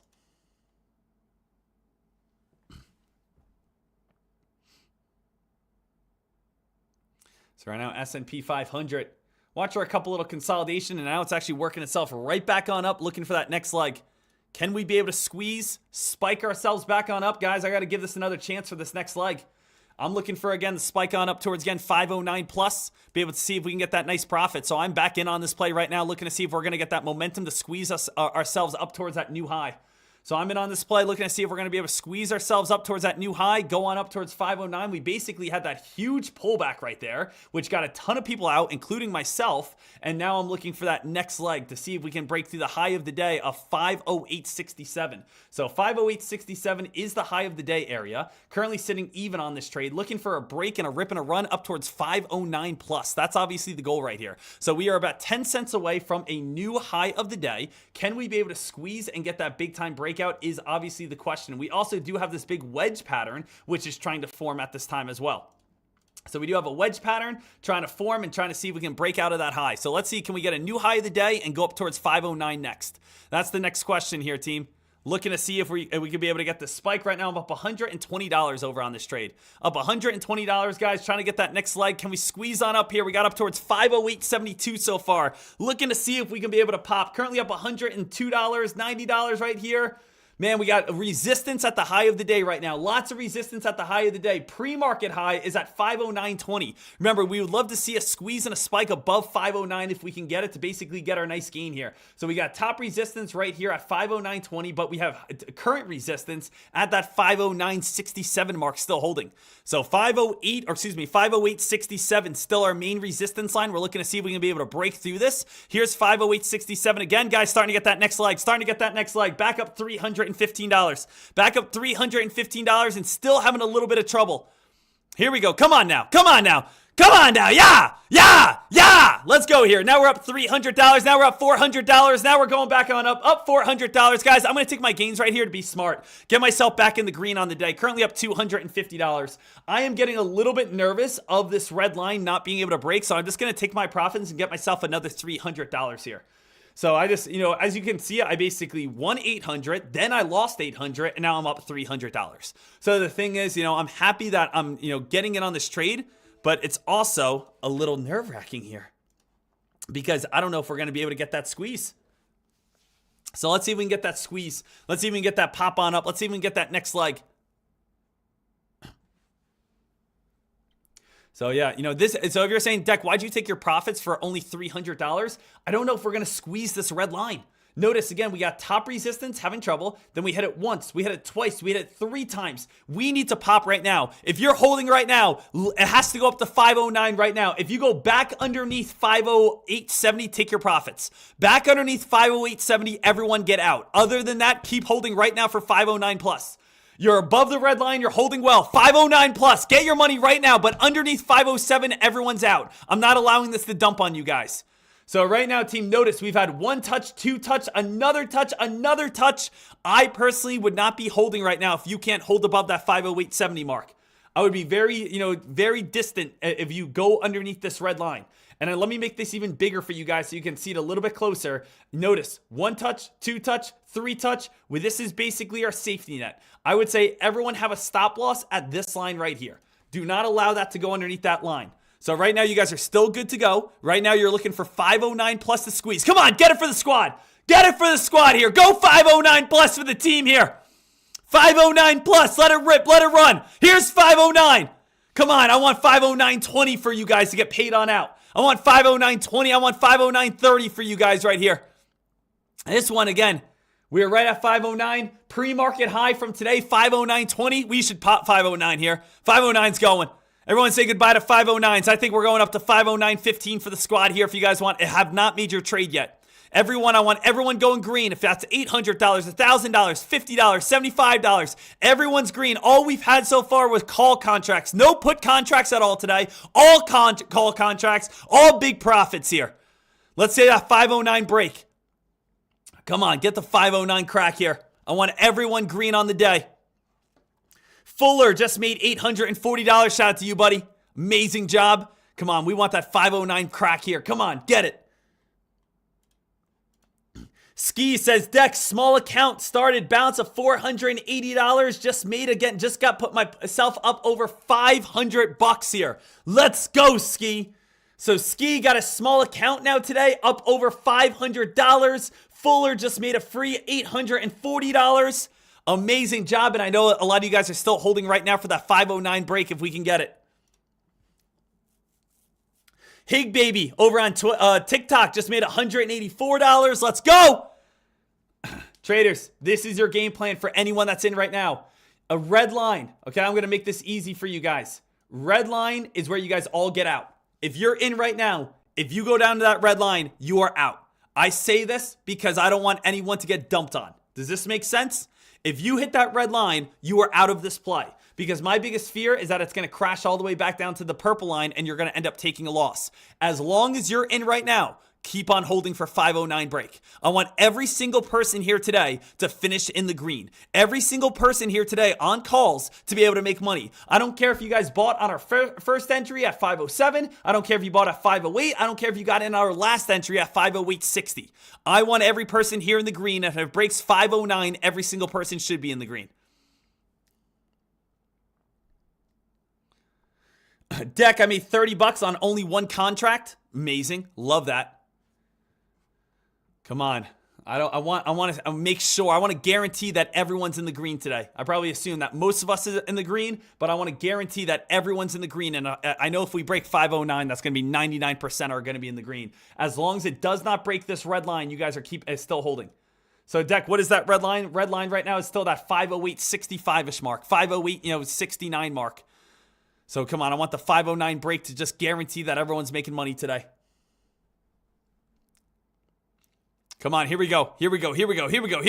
Come on, squeeze it for the squad. Hey, I made some money today. I made some cash today. I'm happy with it. Right now, I'm kind of sitting on back, watching to see if we can be able to get that 509 break.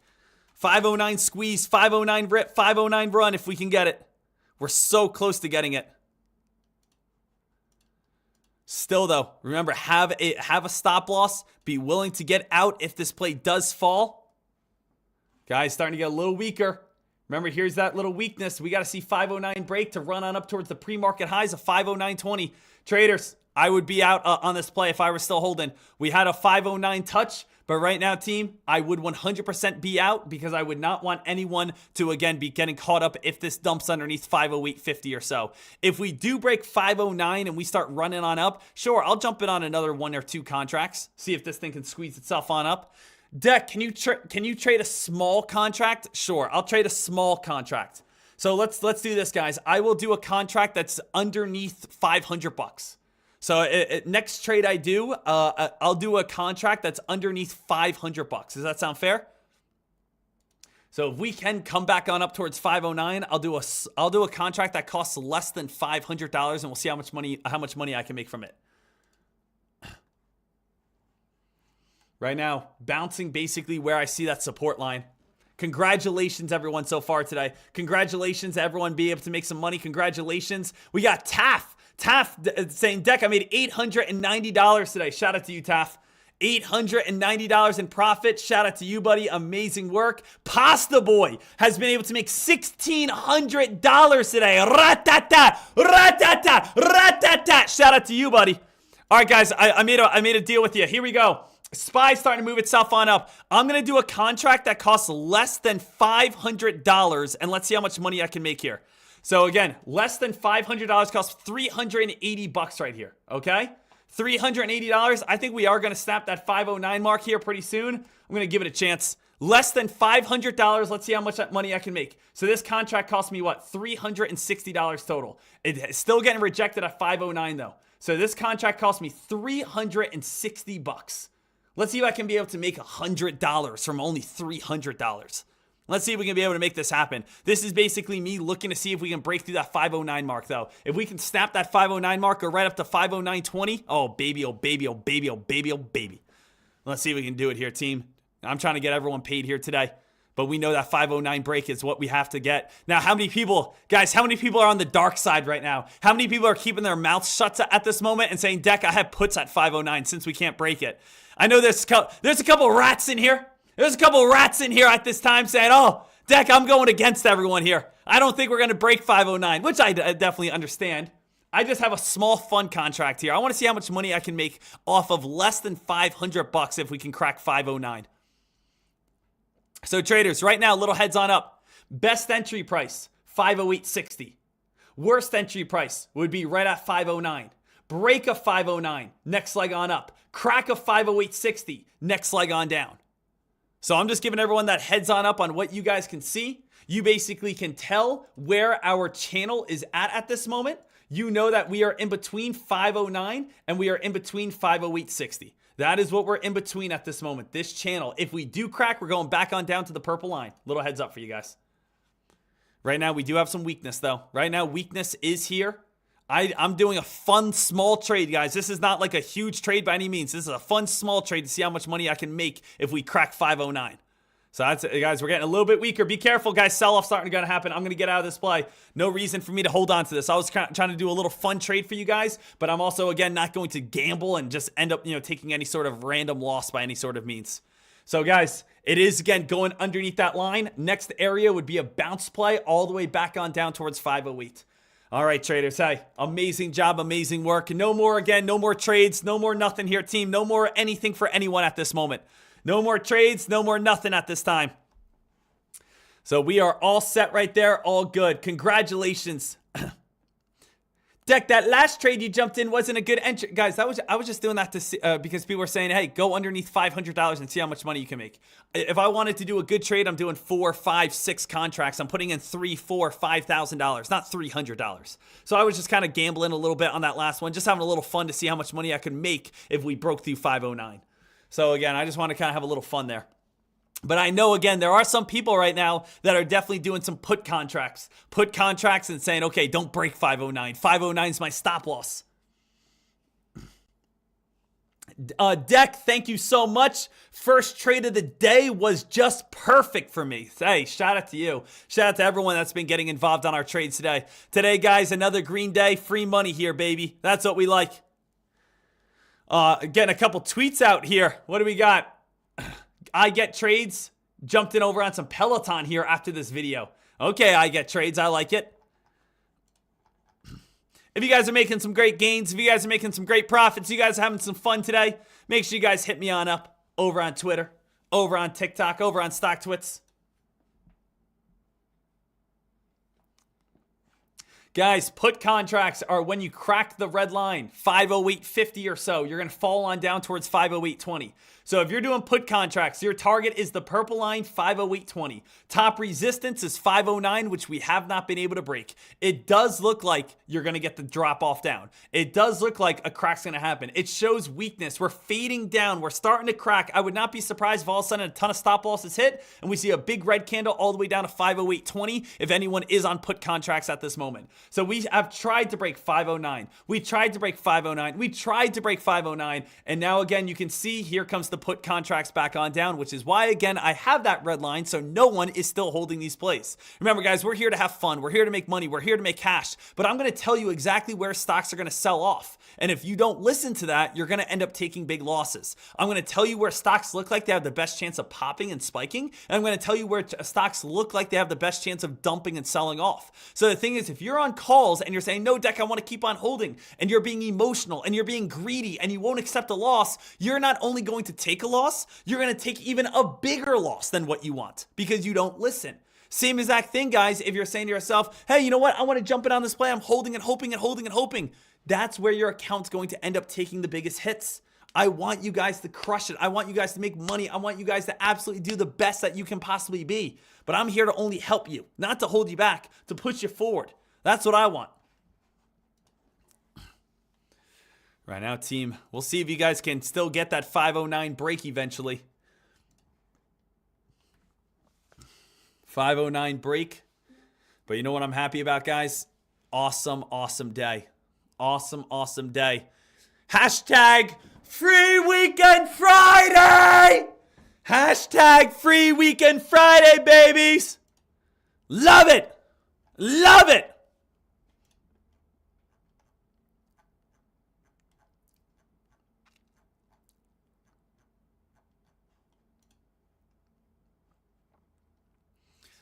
Right now, team, still again, awesome, awesome work.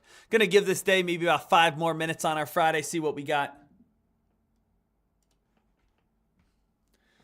Give it about 5 more minutes on this Friday, see what we got, and then I'm all set, ready to wrap it on up. Fridays are an easy day. Fridays, of course, we know that we have all of our other traders over on tradecaster.com as well, rocking out. So again, I always like to also jump off on Fridays, and I want you guys to go check out Kush. Go check out Kush. Say what's up to Kush if you guys haven't. Go check out Policing Pips. Go say what's up to Policing Pips. AK live, active trader. Go check him out. He's live. Jay Trades live. Alistair Trades. Go show Alistair Trades some love. The Spread. Go check him on out. Yeah, buddy. Go check him on out. Guys, the beautiful thing is over on tradecaster.com, you could see again, J Trades is free. You don't even need to pay anything to come watch J Trades right now. You don't got to pay anything to go watch again. Yeah, buddy at this time.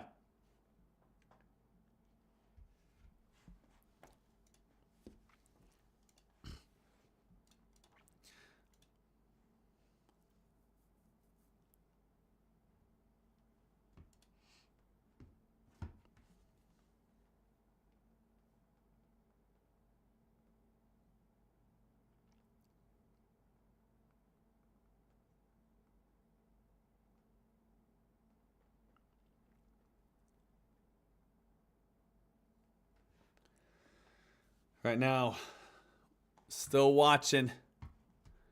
Still waiting here. Still looking for that 509 break. If we can ever get it. That 509 squeeze and spike.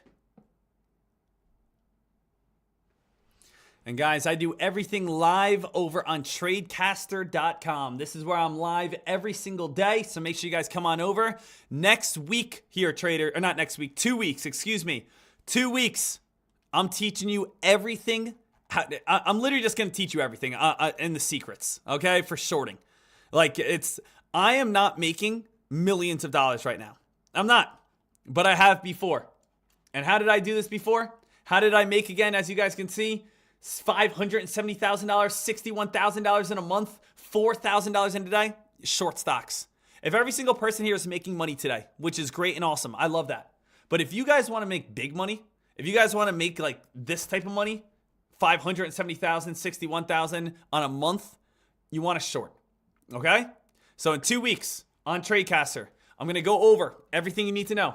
Make sure you guys follow me on Twitter. Make sure you guys are on my social media, on Instagram, at Deckmar Trades, all that stuff. Because I want to make sure every single person is saying to themselves, hey, I know what to do. I know what's going on here, and I'm going to do it live. I'm going to show you guys, if you literally want to make big money, in the next 2 weeks, I'm going to teach you how to make big money. I'm going to stop option trading and show you actually how to be profitable, how to actually make some big gains, okay?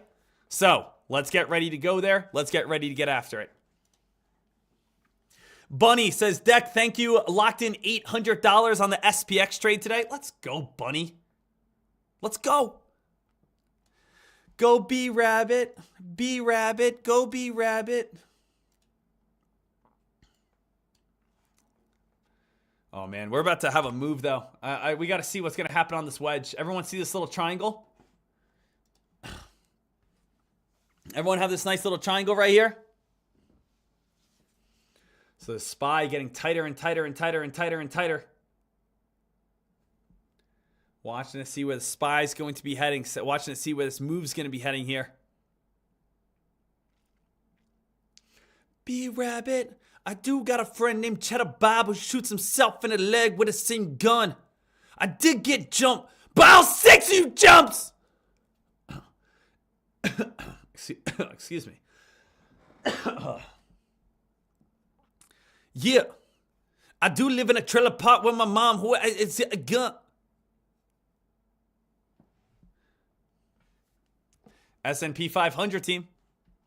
Watching this here. How much to deposit for Deck for, again, shorting? It really comes on down. I mean, there's no number, but it comes down to the more money you have shorting, the more money you can make shorting. More money you have shorting, the more money you can make shorting. You got $20,000, beautiful. You got $10,000, beautiful. $5,000, beautiful. $2,000, it'll work.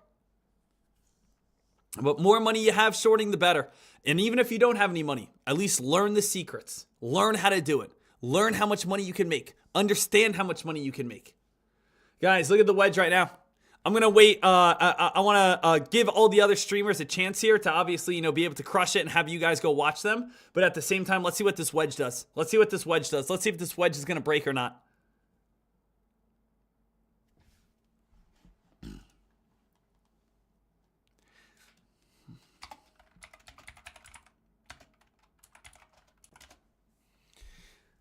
Right now, S&P 500. S&P 500 here. Want to see if we can be able to get some sort of squeeze. If they're going to be able to stay alive. If it cracks this purple line, it's going down.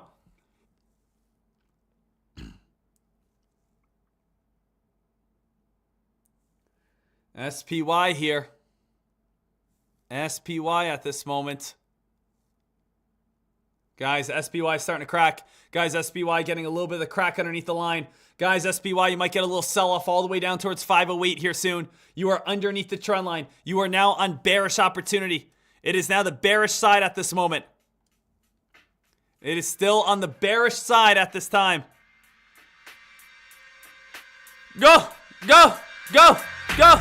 Go! Go! Go! Go!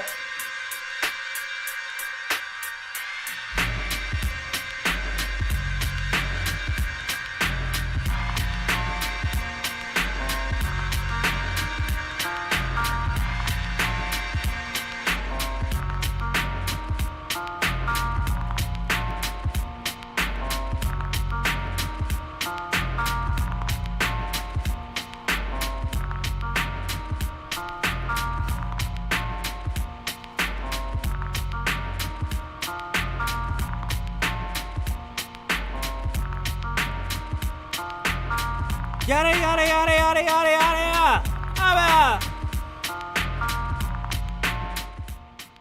All right, guys, S&P 500 at this moment, still fading, still falling.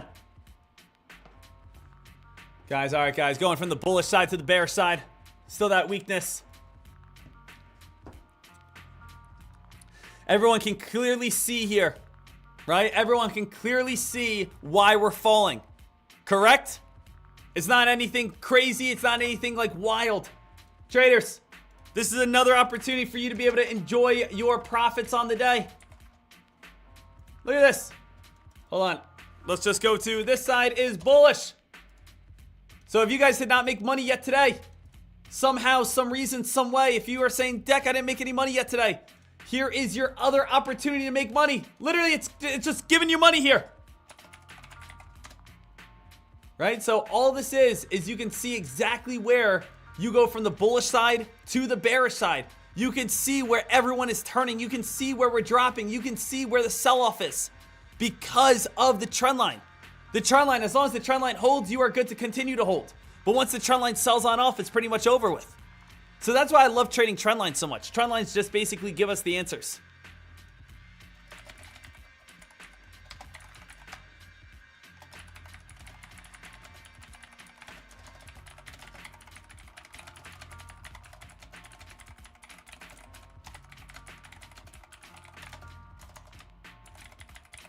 So guys, once again, congratulations to everyone making this money. Guys, I don't know what else we can do here today. We made money all the way on up. We're making money all the way back on down. We're again calling it out. We are live right now. I mean, what else do you want? You want us over there again clicking the buttons for you? You want me again giving you a foot massage while doing it? I don't know what else we can do here. Talking about these plays, talking about these opportunities, showing again the plays, showing again these live P&Ls, these trades here. You got to have some confidence. Pull the trigger. I'm seeing this guy, this guy, this guy, this guy, all making money. You can be in that category if you're not yet.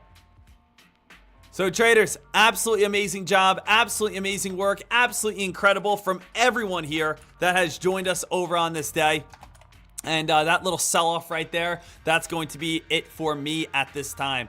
Traders, I want everyone to get on over to Tradecaster if you guys aren't yet. Enjoy again these amazing live streams and enjoy this amazing community. Enjoy everyone that's absolutely crushing it over here. And again, enjoy these streams right here, right now. Traders, ladies and gentlemen, once again, I just want to say happy Friday. Enjoy those gains. Enjoy those profits. Enjoy those opportunities. No more trades for myself. Happy Friday. Enjoy your weekend. I mean, it just doesn't get better than this. It doesn't get any better than this. Working the best job in the world, made some nice money, saw you guys make money, and now again, we're all set, ready to go for this two-day weekend ahead of us. Team, enjoy it. Have a good one, and if you need anything at all, as always, please email me at deckmartrades@gmail.com. I am live every single day over on Tradecaster.com. Help me wrap up this Friday because that's the way we're going to do it. And again, I hope everyone enjoys it, and I'll see you guys back here over on Money Monday. Sound good? Whoo, baby. Team, let's go get after it in the matter of 3, 2, 1.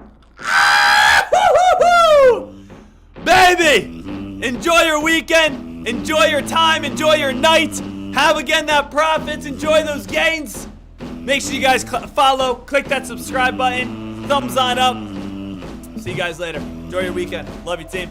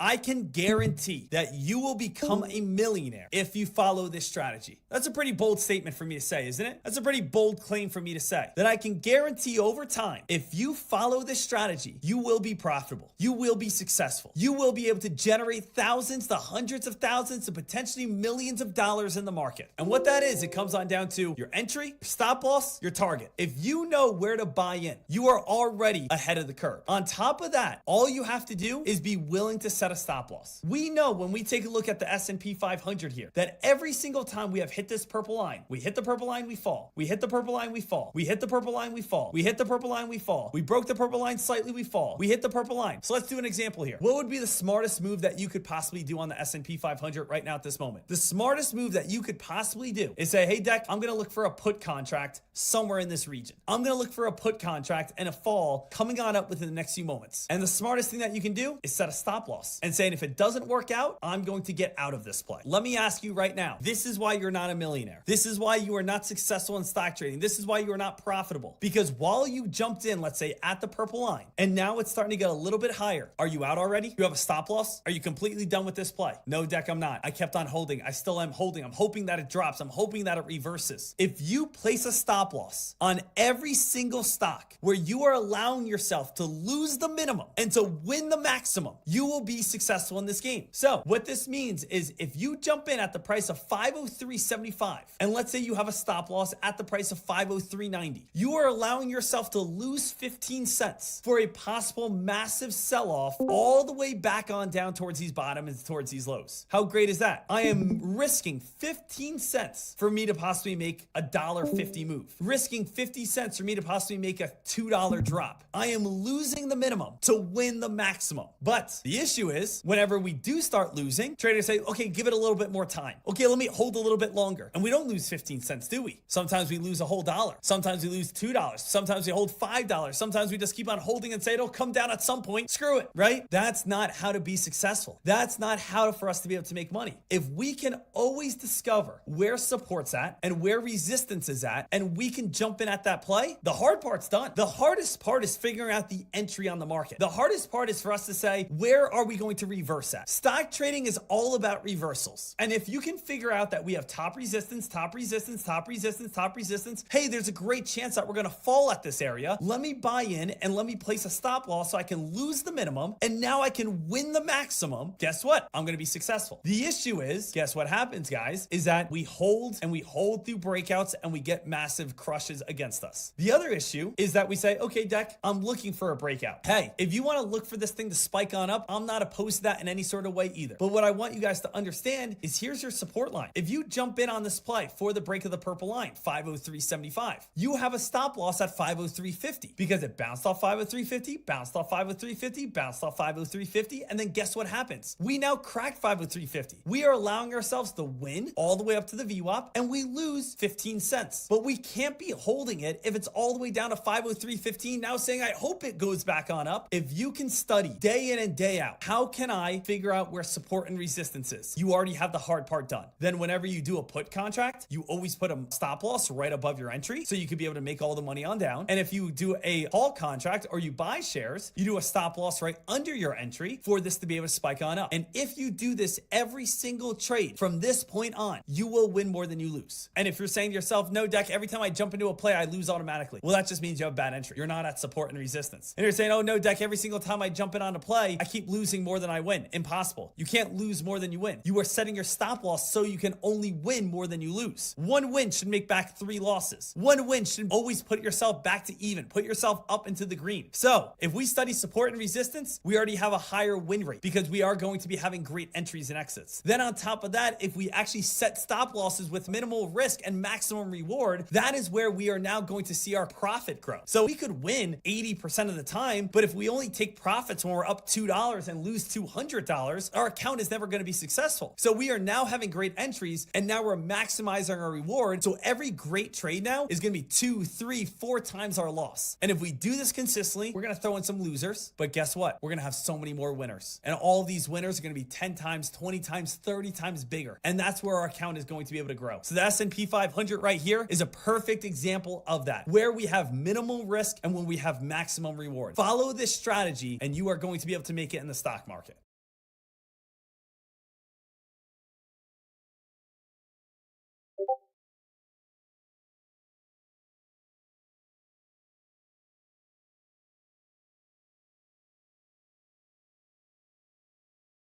Today, I'm gonna break it on down. I'm gonna show you exactly why you win and exactly why you lose. I'm gonna go over step by step on how your mind thinks and what you need to do to change your mindset. So, this is a typical spike. This is a typical breakout. You can see that big red 70%. That big red 70% is going to represent the stat that 70% of stock traders fail, or if you want to say 80% of stock traders fail. For this example, we're going to say 70%. And we're going to talk about why the 70% fails on a typical breakout. Then on top of that, we're going to break down all the other areas of where we can get in to be successful. So let's think about this here, traders. The first area that we can be successful is going to be right here, the early swing traders. The early swing traders are going to be that 2% region. Now, why is it the 2%? Well, it's going to be very difficult to be within these early swing traders. It's not easy to find a play before a big time breakout. You're either going to have to be studying that play prior to maybe some hot news coming out. Maybe it's been on your watch list. You have a hunch about this play. You have been watching it over the last few days, weeks, months. You're super early to some sort of stock. 2% of people out of 100% are going to be getting in before that hot press release, before that break, before that move. That's a very difficult thing to do unless you're really researching a play and you're really watching a play over time, getting ready for that perfect entry. Where are most people going to get involved in? Most people are going to be getting involved in on this 15%. Let's say a very hot press release comes on out. We're going to say that a stock comes on out with positive phase 3 data and we have just cured cancer. Wouldn't that be an amazing press release where the stock would go on a huge spike, huge rip, and huge run? Well, who are the 15% that are getting involved on this play? These are going to be people who are waking up early. These are going to be people who know what to look for in a hot press release. These are going to be people who have a news scanner that is going to show us absolutely all the hottest news that's going to be coming on out. So we can just filter this out by hottest news and just see, okay, hey, what's the best plays of the day? So if you have a news scanner, if you're prepared, if you know what to look for, if you're awake at the right times, and you know how to get in and out of a play during pre-market, that 15% are going to be the traders that know what's going on, have experience, have education. This is going to be a profitable time. Now we're going to get involved into that 70%. That's 70% of traders where you might be saying to yourself, Deck, what the heck? Why am I always buying it on a play and it's always falling on me? Why is it every time I jump on a stock, it reverses on me? Well, we need to think about this. Are you getting in before the hot press release? Nope, not at all. Are you getting in when the hot press release comes on out? Well, I'm getting in after the big time move when the market opens on up. If you are getting in on the play after the move has already happened, you are trusting your eyes way too much and not trusting your logic. You are trusting your sight and not trusting your education. You have to say to yourself, if I see a big time spike, it's already too late. If you see people on social media already posting profits, it's already too late. If you start seeing people start posting, get in now, it's up 100%, but you're still early. We're gonna go up to $20. You're too late. Do you know why? Because this is how it breaks on down here. The early swing traders are going to get in 2% right here. We're going to be having our breakout traders. They're going to be buying as early as possible as well. They're going to be buying right here. This is great because we're buying near the bottom. Now, let's take a look at where the 70% are going to start getting filled. The 70% are going to start getting filled after we start finding it on social media. After they start saying to themselves, oh wow, people are talking about it. After the market is now open, after their favorite mentor buys in because now it feels trustworthy, after whatever. So now they're buying in from here all the way up to right here. Now, what's funny about this? Right here is going to be where, take a look, the early swing traders are going to get out. If you just went from here to now up here, it's time for me to get out of this play. Now, let's also think about the breakout traders. The breakout traders just went from right here all the way on up to right here. This is time for me to get on out. So here comes you at this moment saying, yes, a huge big time spike or a huge big time top gainer. It's finally time for me to make my money. And the moment that you start getting in, these guys from earlier start selling. And now the stock starts retreating and the stock starts falling. And you say, wait a minute. Why is it when I jump in on the play, it's starting to fall and fade?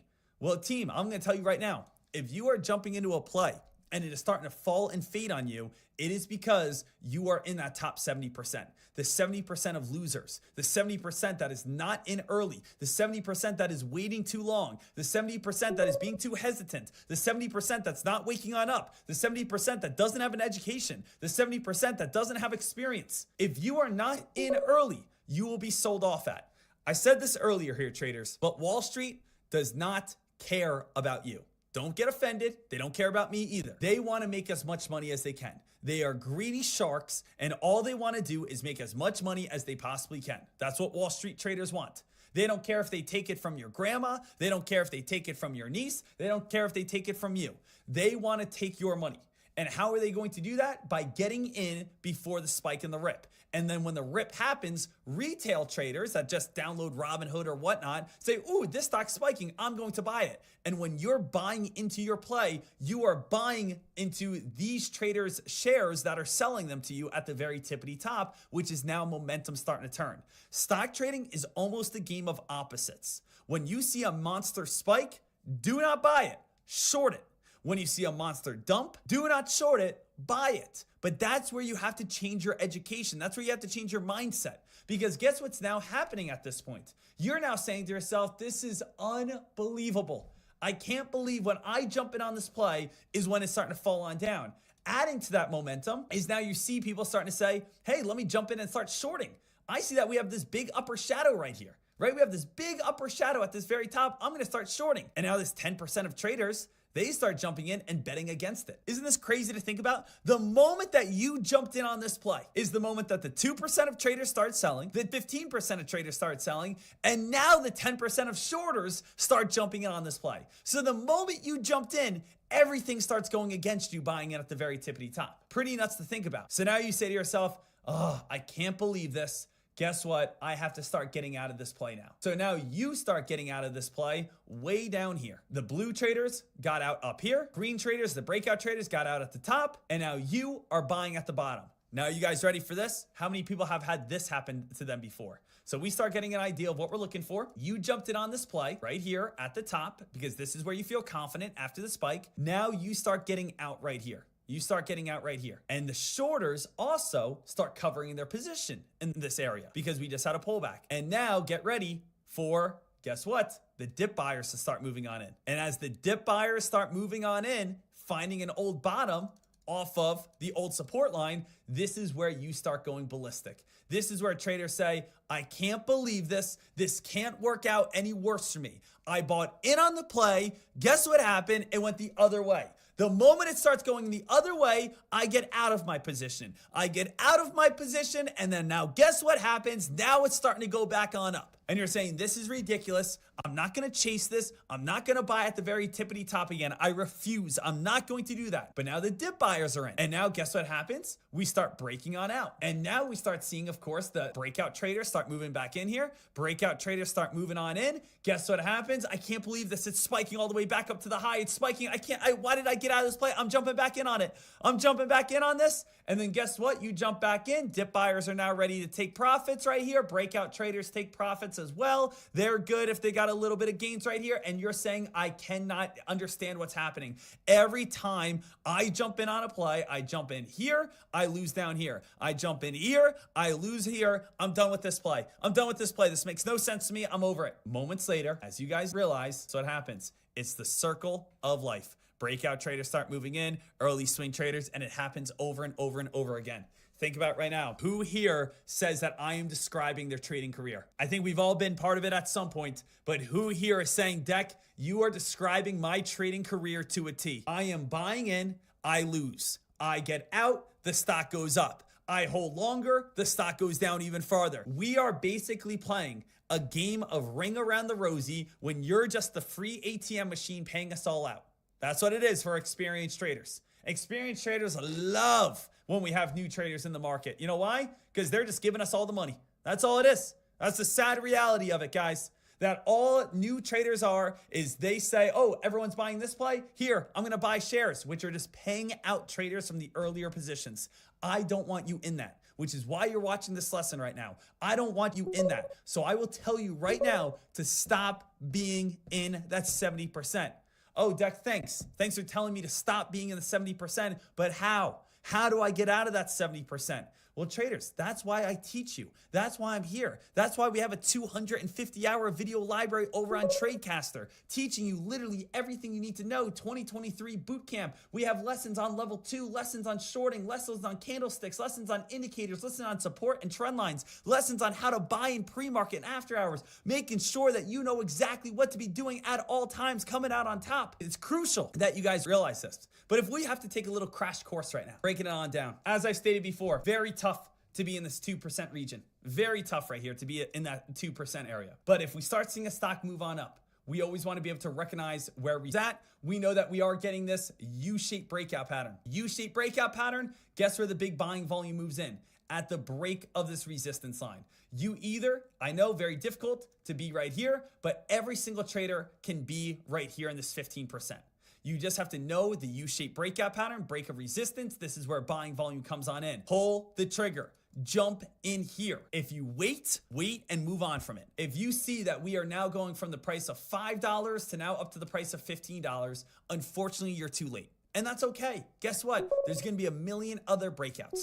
If you walk up to an attractive man or attractive woman and you say, hey, will you go out with me? And they say, nah, sorry, it's okay. There's a million other fish in the sea. If you see someone across the room, but then you see that they left, they go down the elevator, they jump in a taxi or a cab and they leave and you didn't ever get to speak with them, it's okay. Guess what? You will be able to find someone else that you probably like just as much in the future. Same exact thing with stock trading. If you miss a breakout, it's okay. You don't got to say running down the taxi, come here, you're the love of my life, come back here. You're probably going to scare them away and it's not going to work out anyway. This is you running down the Uber and saying, you're the love of my life, I need you in my life, and has no idea who you even are. So the thing is, don't put yourself in that position. Remember, game of opposites. When you see a massive breakout, be in this job. Be in the shorter job. If you miss the breakout, you can be a shorter. So if you miss the monster spike, look to nail it on the way on down. If you miss the monster spike and you miss the monster dump, look for a dip buying position. Where was the old breakout? Well, on that U shape. Let me go ahead. Old support and old resistance will turn into new dip buying opportunities. So I can go ahead and bounce here. There's literally only one area you cannot buy, and that's chasing. Chasing the top, chasing the bottoms. Those are where you are going to have issues. So if you see a breakout and you buy in at the very tippity top, you are going to lose. If you are again at the tippity top and you short it, awesome. Be willing to lock in profits, get on the dip buy. You can miss the 2% early swing trader. You can miss the 15% trader. You can miss the shorter and you can still get the dip buying position. If you jump in on the breakout trader, you can also get the shorting position. You can also get the shorting position, come back on down towards the dip buy position. You literally have everything going for you. You just can't get emotional and buy where everyone else is buying every single time. That's all it is, guys. So I know it gets very tough in the actual real-time moment. But remember this lesson. Remember how strict I am with you. There are literally 1, 2, 3, 4 different areas that you can buy. Early, breakout, shorting, or dip buying. Stop purchasing positions after social media tells you to, where you are just going to end up losing. Sound good? I want to help you. I want you to be successful. I want you to nail this, but I gotta have you get in at the right areas. 4 different places that you can buy. Just avoid the chase and you'll come out successful.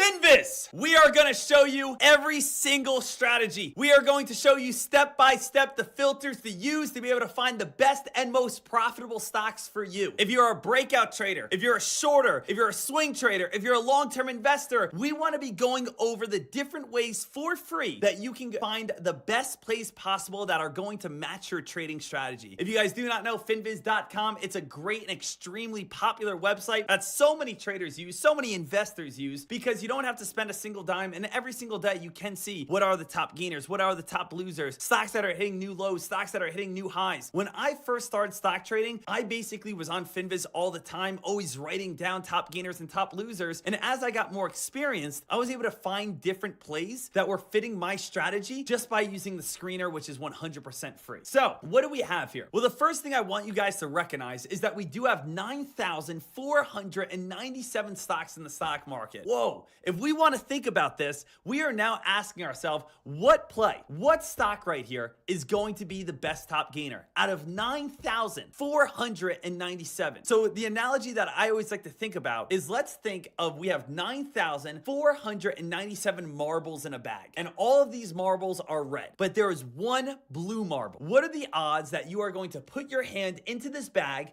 and you are going to be able to pull out that one blue marble? Very, very bad. But what if we can eliminate this 9,497? What if we could bring this down to 1,000? Well, we have a little bit better odds. What if we could bring it down to 500? We have better odds. What if we can bring this down to 20? Hey, well then now our odds are increasing. You talk about a lot of people losing in the stock market because they just say, hey, what's the best play on Reddit or Twitter, on StockTwits or Instagram or TikTok? And people say, oh yeah, this is the play that I'm buying. And people do no research and they go ahead and buy in on plays that other people are just pumping on up. So we want to make sure that we understand what is our strategy, what we feel the most confident in, and then be able to get that all dialed in right here. So we're going to start off right here with shorting. We're going to look for stocks that have very big spikes that are going to come crashing on down.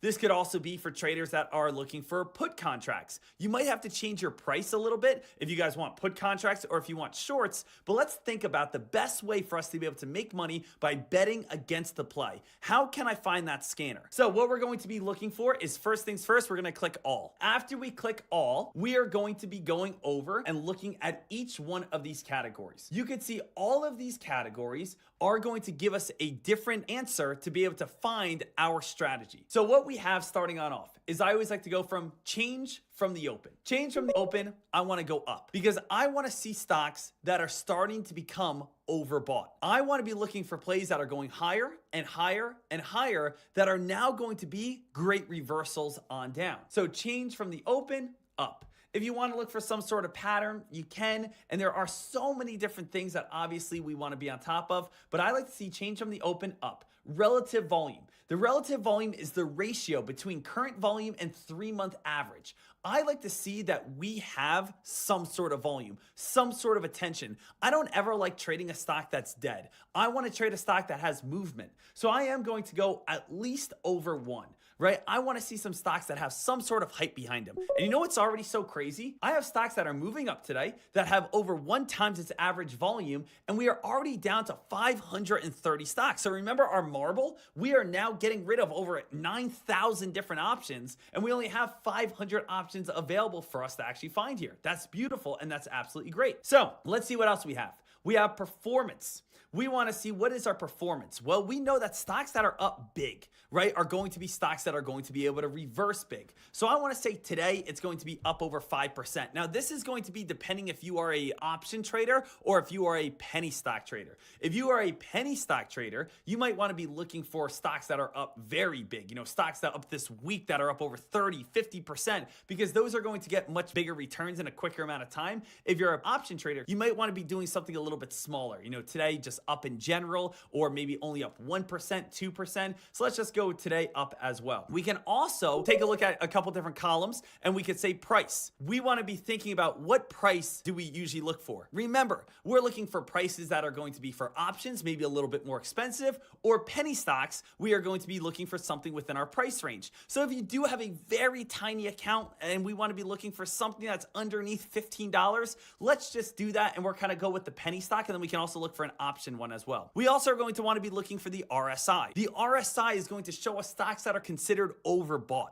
The stocks that are overbought are going to be the stocks that have the best chance of getting a reversal in the near future. So I want to be looking for stocks that are extremely high. I am going to also be looking for float, especially for the penny stock filter, and we are going to be going for under 20 million in float. So at this time, I have stocks that are moving up today, that have good volume, that at this time have under 20 million in float, that are underneath $15 and are considered overbought. Now, what these plays should be looking like is every single chart that I hover over in a second, these should all be dramatically spiking in a hard fashion. And not every play is going to be a perfect opportunity to short, but you are going to get some great ideas. So look at this, first things first. 14 stocks, 14 out of 9,000 is now what we have. How great is that we are able to limit this? Let's see what we have here. AUST, starting to spike, starting to become overbought, has room to be able to fall on down. BFRI, little bit of a spike on up. Let's take a look over on that one on the chart here, BFRI, and we can actually see that play is starting to get a little bit of a rip and a run on up here. Let's take a look at maybe something I would really like LPCN. LPCN, I can see it's a more of a dramatic fashion, more of a hard spike on up.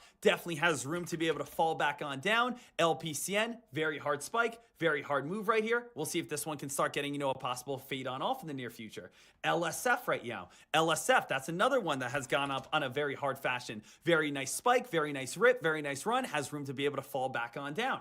We could take a look and see if there's anything else. NL at this time. NL has had a very strong green days. It's getting a little overbought. We're starting to see a little red candle at the very top here. This stock has opportunity to start getting weaker as well. So this is just giving us some great ideas right off the rip on, hey, where I can go ahead and look to short. So these would be some penny stock options. Now, Deck, what if I want to do a put contract? I have a little bit of a bigger account. I don't like doing shares. I like doing options. Well, let's just get rid of float. Let's go to price. We can go over the price of $20. We still want to leave it overbought. And let's go for insider transactions. Insider transactions here, guys, let's go over towards more of like the negative side where we are seeing insiders getting out of these plays. So we're looking for stocks that are overbought. We're looking for stocks that are moving up. We're looking for stocks that are high at this time, but we're seeing that insiders over the last, month or so are starting to sell their shares. So let's see what we have right here. Same exact thing, that these prices should just be a little bit higher on up. So we should still be seeing some nice uptrends. We should be seeing some nice climbs, but we are seeing that these insiders are getting out and that they're overbought. That's a big sign that we should be seeing some reversals in the near future. So example, right off the rip, AESI. AESI has been climbing in a very hard fashion, but insiders are starting to get out, starting to take profits. That's going to start getting weaker. BBW, this one up very high at this moment. Insiders are getting out. We may start seeing a turn in the near future. So you can see every single play is showing stocks that are way up too high, that people are now taking profits and now have a great opportunity to start fading and falling in the near future here. So if you just want to go over to a little bit of a bigger chart right here, such as AESI, such as BBBW, right? These are all plays that are getting hard spikes that have great opportunities to start falling back on down. Remember, we do not want to be buying stocks, traders. We do not want to be buying stocks that have already gone on big time rip and runs. We want to be looking for stocks that are up so big that now there's going to be profit taking. I think one of the number one mistakes that a lot of traders make when they first start on off is they always say to themselves, okay, I'm going to buy stocks that everyone else is buying. That means you're late to the party. You don't want to be late to the party. You want to be the first one to the party, the first one to the buffet line where you can walk in and have all the options available. When a stock is extremely overbought, it's time to start getting a reversal back on down. You can see, change the RSI if you want to. Go to a 90. One of the coolest things is, refresh this completely, go over to screener, click all, and then just go over to RSI. And let's go to extremely overbought stocks. Let's go to overbought with an 80, and let's go with relative volume. Let's just say over 2. So we basically have stocks that are extremely overbought, but also stocks that have decent volume, 2 times their average volume over the past 3 months. And you can see ARQ extremely overbought, ASM extremely overbought, BBW extremely overbought. You can see CRDF. Look at this play, guys. CRDF extremely overbought. So you can mix and match some things that you find that you like and some things that you don't like. And these are going to be plays that are going to help you get the best answer for what you're looking for. So traders, let's go go ahead and move on to something else now. We are looking for stocks at this moment that we're just shorts that have opportunity to fall. Let's look for stocks that have continuation. Maybe I want to be able to jump in and hold a play for a little bit. So we're going to be looking for more of swing trades. Trades that maybe we can jump in and hold for the next few weeks, looking for multiple green candles in a row. So we're going to hit up the screener. We're going to go over to all. And remember, it's going to vary based off your strategy, if you're penny stock trading or if you're option trading or if you're blue chip trading. But let's kind of go with more of this option trading, more towards this blue chip for swing trades. Because penny stock traders, if you guys are listening right now, there's not many penny stocks that are going to have clear-cut certainty that we are going to have multiple green days in a row. A lot of times penny stocks are going to have hard spikes and dump right back on down. So that's going to be a little bit more difficult to be able to find. So what I like to find when I'm looking for a stock that I just want to settle some money in for a little bit is I'm always going over to, I want to look at the past. I want the past to be positive. If the past is positive, the future is probably going to be positive. So let me go over towards positive. EPS growth, I want to have positive. I want to have earnings, positive. EPS growth over the next 5 years, positive. I want to see dividend yield, positive. Sales growth, positive. Right? These are all things that we want to be heading towards. Positive, positive, positive across the board. Positive here, return on equity, give me positive. EPS growth, give me positive. Next year, I want positive. Sales growth, give me positive. Return on investment, give me positive. We can always go, even bigger if we want to. Return on investment over 5%. Let's do over 5% here, kind of get a little bit more, or let's go even over 10%, right? We can start cutting down some of these a little bit more. On top of that, we can go institutional ownership. Remember, institutional ownership, insiders holding these plays. Hey, if insiders such as the CEO, the vice president, if they're holding the play, guess what? I know that they are very confident on it. So let's go to high. So basically, we have 24 stocks right now where we have high institutional ownership. We could just go even on top of that over 50% to give ourselves a little bit more options. Okay, cool. Change from the open. We always like to see up. We could say gap, we could say up. We want stocks that are going to be climbing and moving on up at this time. We can see we only have 10 options at this moment. Let's also go to RSI. And RSI, I want to see slightly overbought because that shows that we have positive momentum as well. So basically what we have at this moment, traders, and we can definitely get rid of some filters if we don't have the exact amount that we like, we can say to ourselves, all right, we have a lot of things going on here. A lot of plays that are positive. We have institutional ownership on the upside. We can drop this on down if we want a few more options. So if we just want to, let's just go institutional ownership over 10%. Gap today going up. Change from the open, we want up. Based off each day, you can change this around, but let's just see what we have out of these options. Now remember, the idea that we're looking for is going to be plays that have had multiple green days in a row over the past few weeks. Now, a lot of people don't know what AOS, EME, FIX, MSFT, SLBL are, but let's see what they look like. And let's see, if I jump in, do they look like they're going to be able to continue to push themselves on up? AOS, not too bad. EME, not too bad. FIX, very solid. And Microsoft, moving itself on up. SLB, nice and solid here. Something that may confuse you is say, Deck, why are you buying an overbought stock? Because we are now getting to the point, barely getting to the point that we're considered overbought. I like getting ourselves overbought slightly to show that there's positive momentum, to show that there's hype. But I don't want us to be seeing 90 overbought. I don't want to see 80 overbought. So if you see something maybe with an 80 overbought, you may want to get rid of EME because maybe it's a little too high. So we want to be saying to ourselves, 60 overbought. AOS looks absolutely beautiful. FIX looks great. Microsoft looks great. SLB looks great. These are all plays that if we take a look over on the bigger chart right now, AOS, guys, has gone from $64 to now $86. A big amount of institutional owners moving on up at this time. Green on the day today. EME obviously extremely well, been moving itself on up. FIX extremely well, moving itself on up. Microsoft has a ton of institutional owners. If you want to and get a little bit more, you can also change, from today.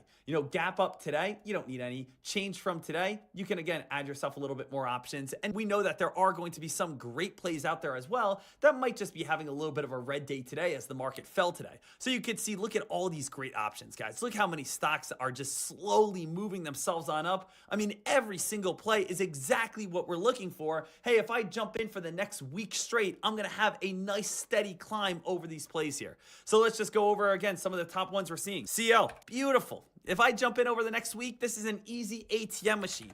People wonder, how can you make money in the stock market? If you have these very simple filters, you are going to have a great chance of success. If I jump in on this play, I know that I'm going to probably have a 90% chance of success making money over on these plays. APH, beautiful. So how great is that, guys? Now, let's go over and look at some other plays. Deck, I want to be looking for dip buying opportunities. Deck, I don't want to be buying stocks that are anywhere near their highs. I want to be looking for stocks that are going to be somewhere back on down towards their lows. But I want to be looking for plays that can get a dip buy and move themselves on up. Okay, cool. I like what you're thinking. So we don't want to buy at the highs. We're looking to be able to buy on the lows, but we still want a good company. Okay? Well, one of the best things that we can do is still hit everything with the positive side. So we still go positive. We still go both positive. We still go positive because we want a good company. Right? We don't want to be getting these bad companies that we just think are going to turn on down and start getting, weaker and weaker and weaker. We still want everything over towards this positive side, especially if we're buying a play. Now, if you want to, you can reverse this. If you're saying, Deck, I like doing puts. Well, you can look for things on negative where there's not a lot of institutional ownerships. Then what we're going to look for is the RSI right here. RSI, we are going to say what has become slightly oversold, which is now a great dip buying opportunity. So now right away, I'm looking for an option trade that we are saying to ourselves, what are going to be the best companies that people like a lot, but I'm getting a dip buy? They always show positive returns, but they are getting a dip buy opportunity right here. See what we have at this moment. Apple, is that a great company? Absolutely. ADP, we are seeing right here, CHDN, GL, LAK. So let's go on a bigger chart so you guys can see this. Apple here, team, should just speak to itself that this stock came up on its radar. Let's go back to a larger time frame so you might be able to see this. Let's go over to monthly time frame. So you can see monthly time frame. We know it's a great company, and right now it's giving us the opportunity for that dip buy. How amazing is that? We can take a look over on ADP. ADP, we can see on a monthly time frame, basically showing us years of data that this is a great company. And right now it's giving us that dip buy. Let's keep going through a few right here. Let's just go over CHDN. I don't know what CHDN is. Let's see. CHDN, over the years, it's been a great company. We could see a dip buy. Now remember, not every single one is going to be perfect. Okay? Don't just say, oh, Dex showed me this. This is going to be, an amazing dip buy opportunity. But it just gives us ideas. Some are going to be great. Some are not going to be great. Remember, you only want to be buying the ones that you really like and really enjoy. So that's going to be great for us to be able to see. Now, let's look for stocks at this point. We have gone over stocks that we can look for shorts. We have gone for stocks that we can look for swing trades. We have gone over stocks that we can look for bounce plays. Let's look for stocks that are maybe setting themselves on up with a breakout. Stocks that are maybe starting to build those higher lows, that are getting ready for that explosion, getting ready for that next leg, getting ready for that next rip. So let's go over to screener here. And let's go over to all, and let's look for plays that are starting to build, stocks that are starting to get some momentum here. So I'm going to go from change to the open, up. I'm also going to be looking for, I want to be above the 50-day moving average. I want to be above the 20-day moving average. Sometimes it's a little bit more difficult to get above the 200-day moving average, so we can toggle that on and off, but we'll go today, I want to see the change go on up. I also want to be looking through this right here, and I want to go to performance. And when I take a look over on performance, I want to see over the last week. I want to see the last week we've been climbing. So we want to see that higher low pattern. Okay? So I want to see that we're building up. We're starting to move on up. I want to see over the past week that we are on the upside. So we have change on the open, up. Performance, we're up on the week. We are bullish above all these areas. RSI, we can go to slightly overbought if we would like to. And we are going to get some opportunities right away. Now, it's going to be tough to know a breakout is going to be coming on a blue chip. That's not going to be very easy to be able to recognize. But a lot of times you will be able to recognize this on smaller cap plays, because smaller cap plays, when you do get those higher lows, and especially on a low float play, those are going to get very dramatic spikes right away. So if I'm looking more for, let's say, kind of more towards the penny stock, small micro cap type of deal, we can go over towards under 20 million in float. And this is already going to give us some ideas. Change from the open up, performance up, above the 20, above the 50, under 20 million in float, and we're starting to get a little bit of higher lows. So this is giving us a little bit more options than what I would like, having a 99 plays here. But let's just see if we're on the right page to see if we are starting to kind of get that slight little build where things are going to start getting a little bit better for us. So ACR, ADRT, AEY, So I'm realizing right now, this is not, my favorite type of setup. I definitely like the idea, but maybe this is not, my favorite type of setup. There are just a lot of options here. So I'm actually going to change something here. You know what I'm going to change? I'm going to change to the RSI. We're going to go to any. You know what I'm actually going to change here? I'm going to change the short float. I want there to be some people shorting this play. And while this play is getting shorted, I want people to still be buying it, which is going to give me a great chance that we are going to get some sort of short squeeze. Because let's think about this. If there are a lot of people shorting a play, okay? There are a lot of people shorting the play, but now the play is starting to move itself on up. That's where we could start getting a lot of potential and a lot of hype to be able to get a squeeze on up here. So let's go with, over 5% to begin with, and we already have now 18 options. So this is already giving us a little bit more hype on a stock that's moving up while having a heavily shorted amount of shares going against it, which could lead towards that upcoming short squeeze. So what do we have here? BBW, already kind of getting a little bit of that breakout. You can see BFRI, this is what I like. Right now we're getting to what I like here. Nice. See how we adjusted it and we're able to find, the play that, has the great setup for us. So let's go over to this daily chart. Boom. This is exactly what I'm looking for penny stock traders, where we do have that nice little higher low pattern squeezing itself between the 13 EMA, 50-day moving average. A lot of people are shorting it. Any sort of press release coming out in the near future could lead towards a beautiful climb and rip and run all the way up to the 200-day moving average. So just doing this alone, I've already found a play that I really, really like and I think could have some great potential.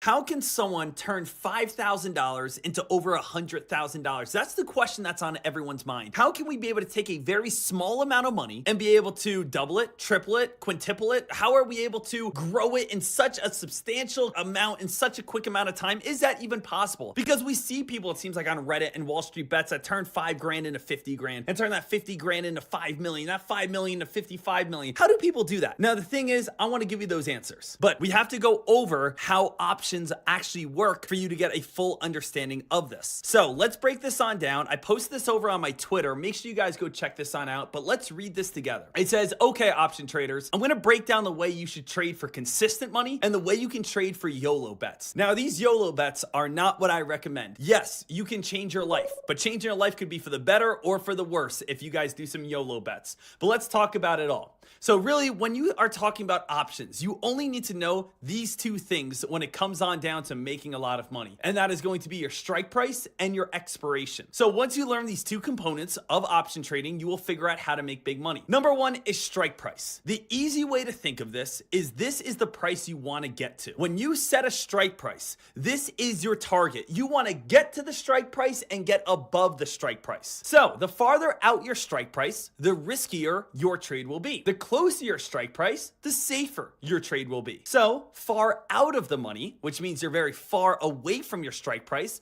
means you're going to have a lot of risk and your contracts are going to be extremely cheap. This is why they're so appealing to traders that have a very small amount of money. You could jump in on a stock, let's say like NVDA, and you can bet that NVDA is going to get all the way up to the price of 900. Now, 900 is pretty far away at this moment. That's $40 away.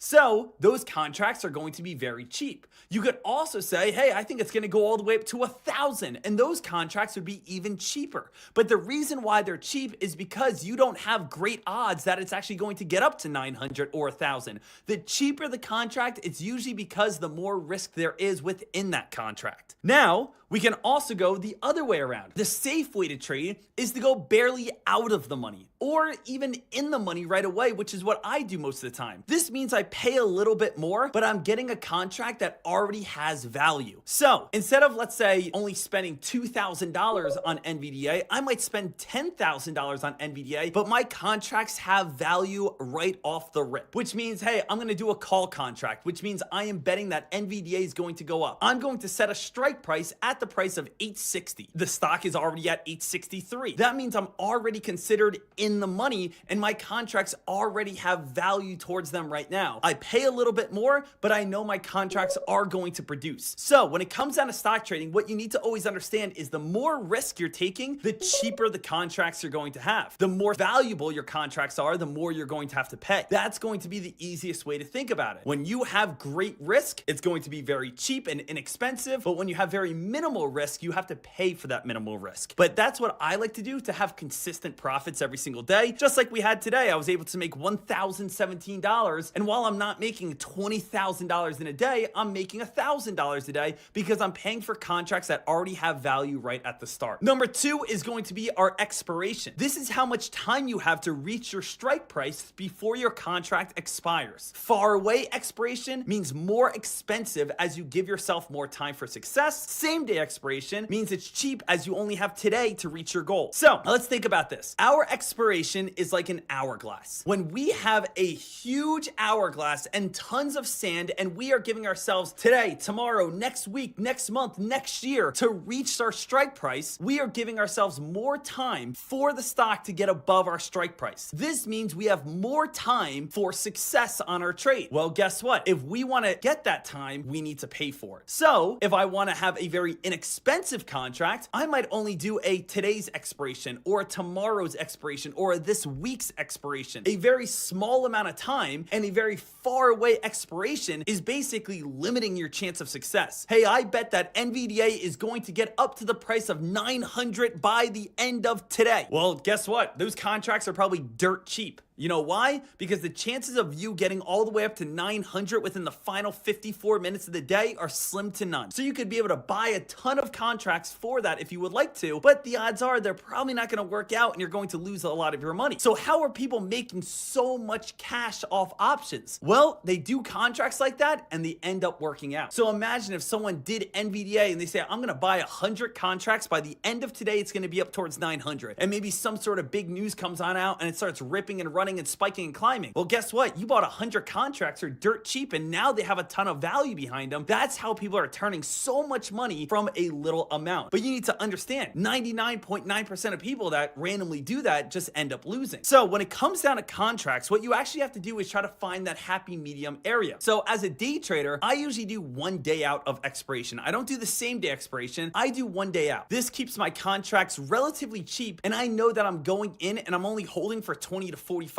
minutes max. Anything longer, I try to go out a couple more days or maybe even a week out because you are going to come across something they call theta, aka time decay, which means the longer you hold your contract, the less value you have when you sell that contract. So you will be facing something called time decay, which is going to be, we will go over that into a different lesson, but that means the longer you hold, the less value your contract has as you're running out of time. So when I'm jumping in and I'm day trading, I'm usually doing tomorrow's expiration date and I'm only going to be trading and holding these contracts for about 20 to 30 minutes at most. That way I can still hold a lot of value in my contract, and on top of that, putting myself in the money is giving me value right away. So I save money by doing close expiration days, and I usually spend my money on the fact of giving myself value by putting myself in the money on my contracts right away. So when you guys see Wall Street bets and you guys see these meme traders and you're asking yourself, how in the world are they making so much? I saw someone turn $2,000 into $55,000 in a week. How did they do that? Well, they would do a play like SMCI. Someone might see SMCI and they buy contracts at the price of 400 and they put a strike price at the price of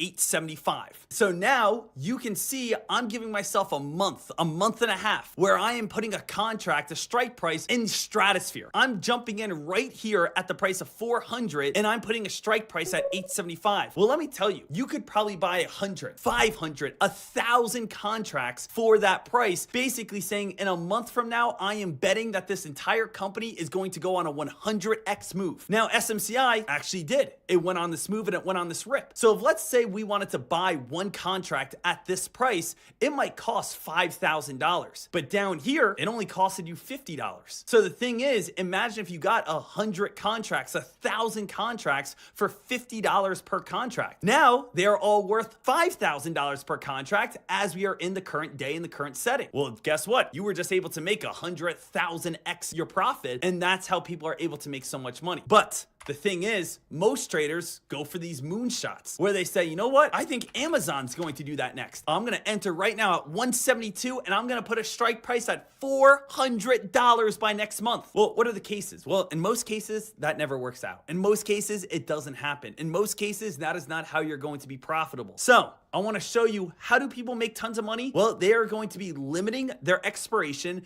and they are going to be putting strike prices in the stratosphere, hoping that they get hit before they run out of time. That is how these Wall Street bet traders are making so much money. But what is more of a consistent way to trade? More of a consistent way to trade is put yourself in the money, right at the money, or if you need to save some funds, slightly out of the money. And also, if you guys want to save funds, do not the same day expiration, but maybe the next day expiration, or maybe the same week expiration. And you are going to be able to get contracts for maybe only $500, $1,000, $2,000, something that you can afford, that's going to be more consistent, that is going to be relatively more profitable, because the thing is, you are going to just get on base. Let's think about this here, team. If I was a baseball coach and I was drafting guys, I am not going to pick 9 guys up that swing for the fences every single time and they strike out 9 out of 10 times and hit 1 home run. I would rather pick up a guy that hits 1 home run out of 10 times but gets on base 8 out of 10 times. I would much rather day after day after day make $1,000 per day rather than lose 5,000, lose 5,000, lose 5,000, lose 10,000, lose 20,000, lose 30,000, and then make a $20,000 return, right? I would much rather get on base safe and steady consistently rather than just going for the home run fences hoping for the best. But a lot of traders, and especially over on Wall Street Bets,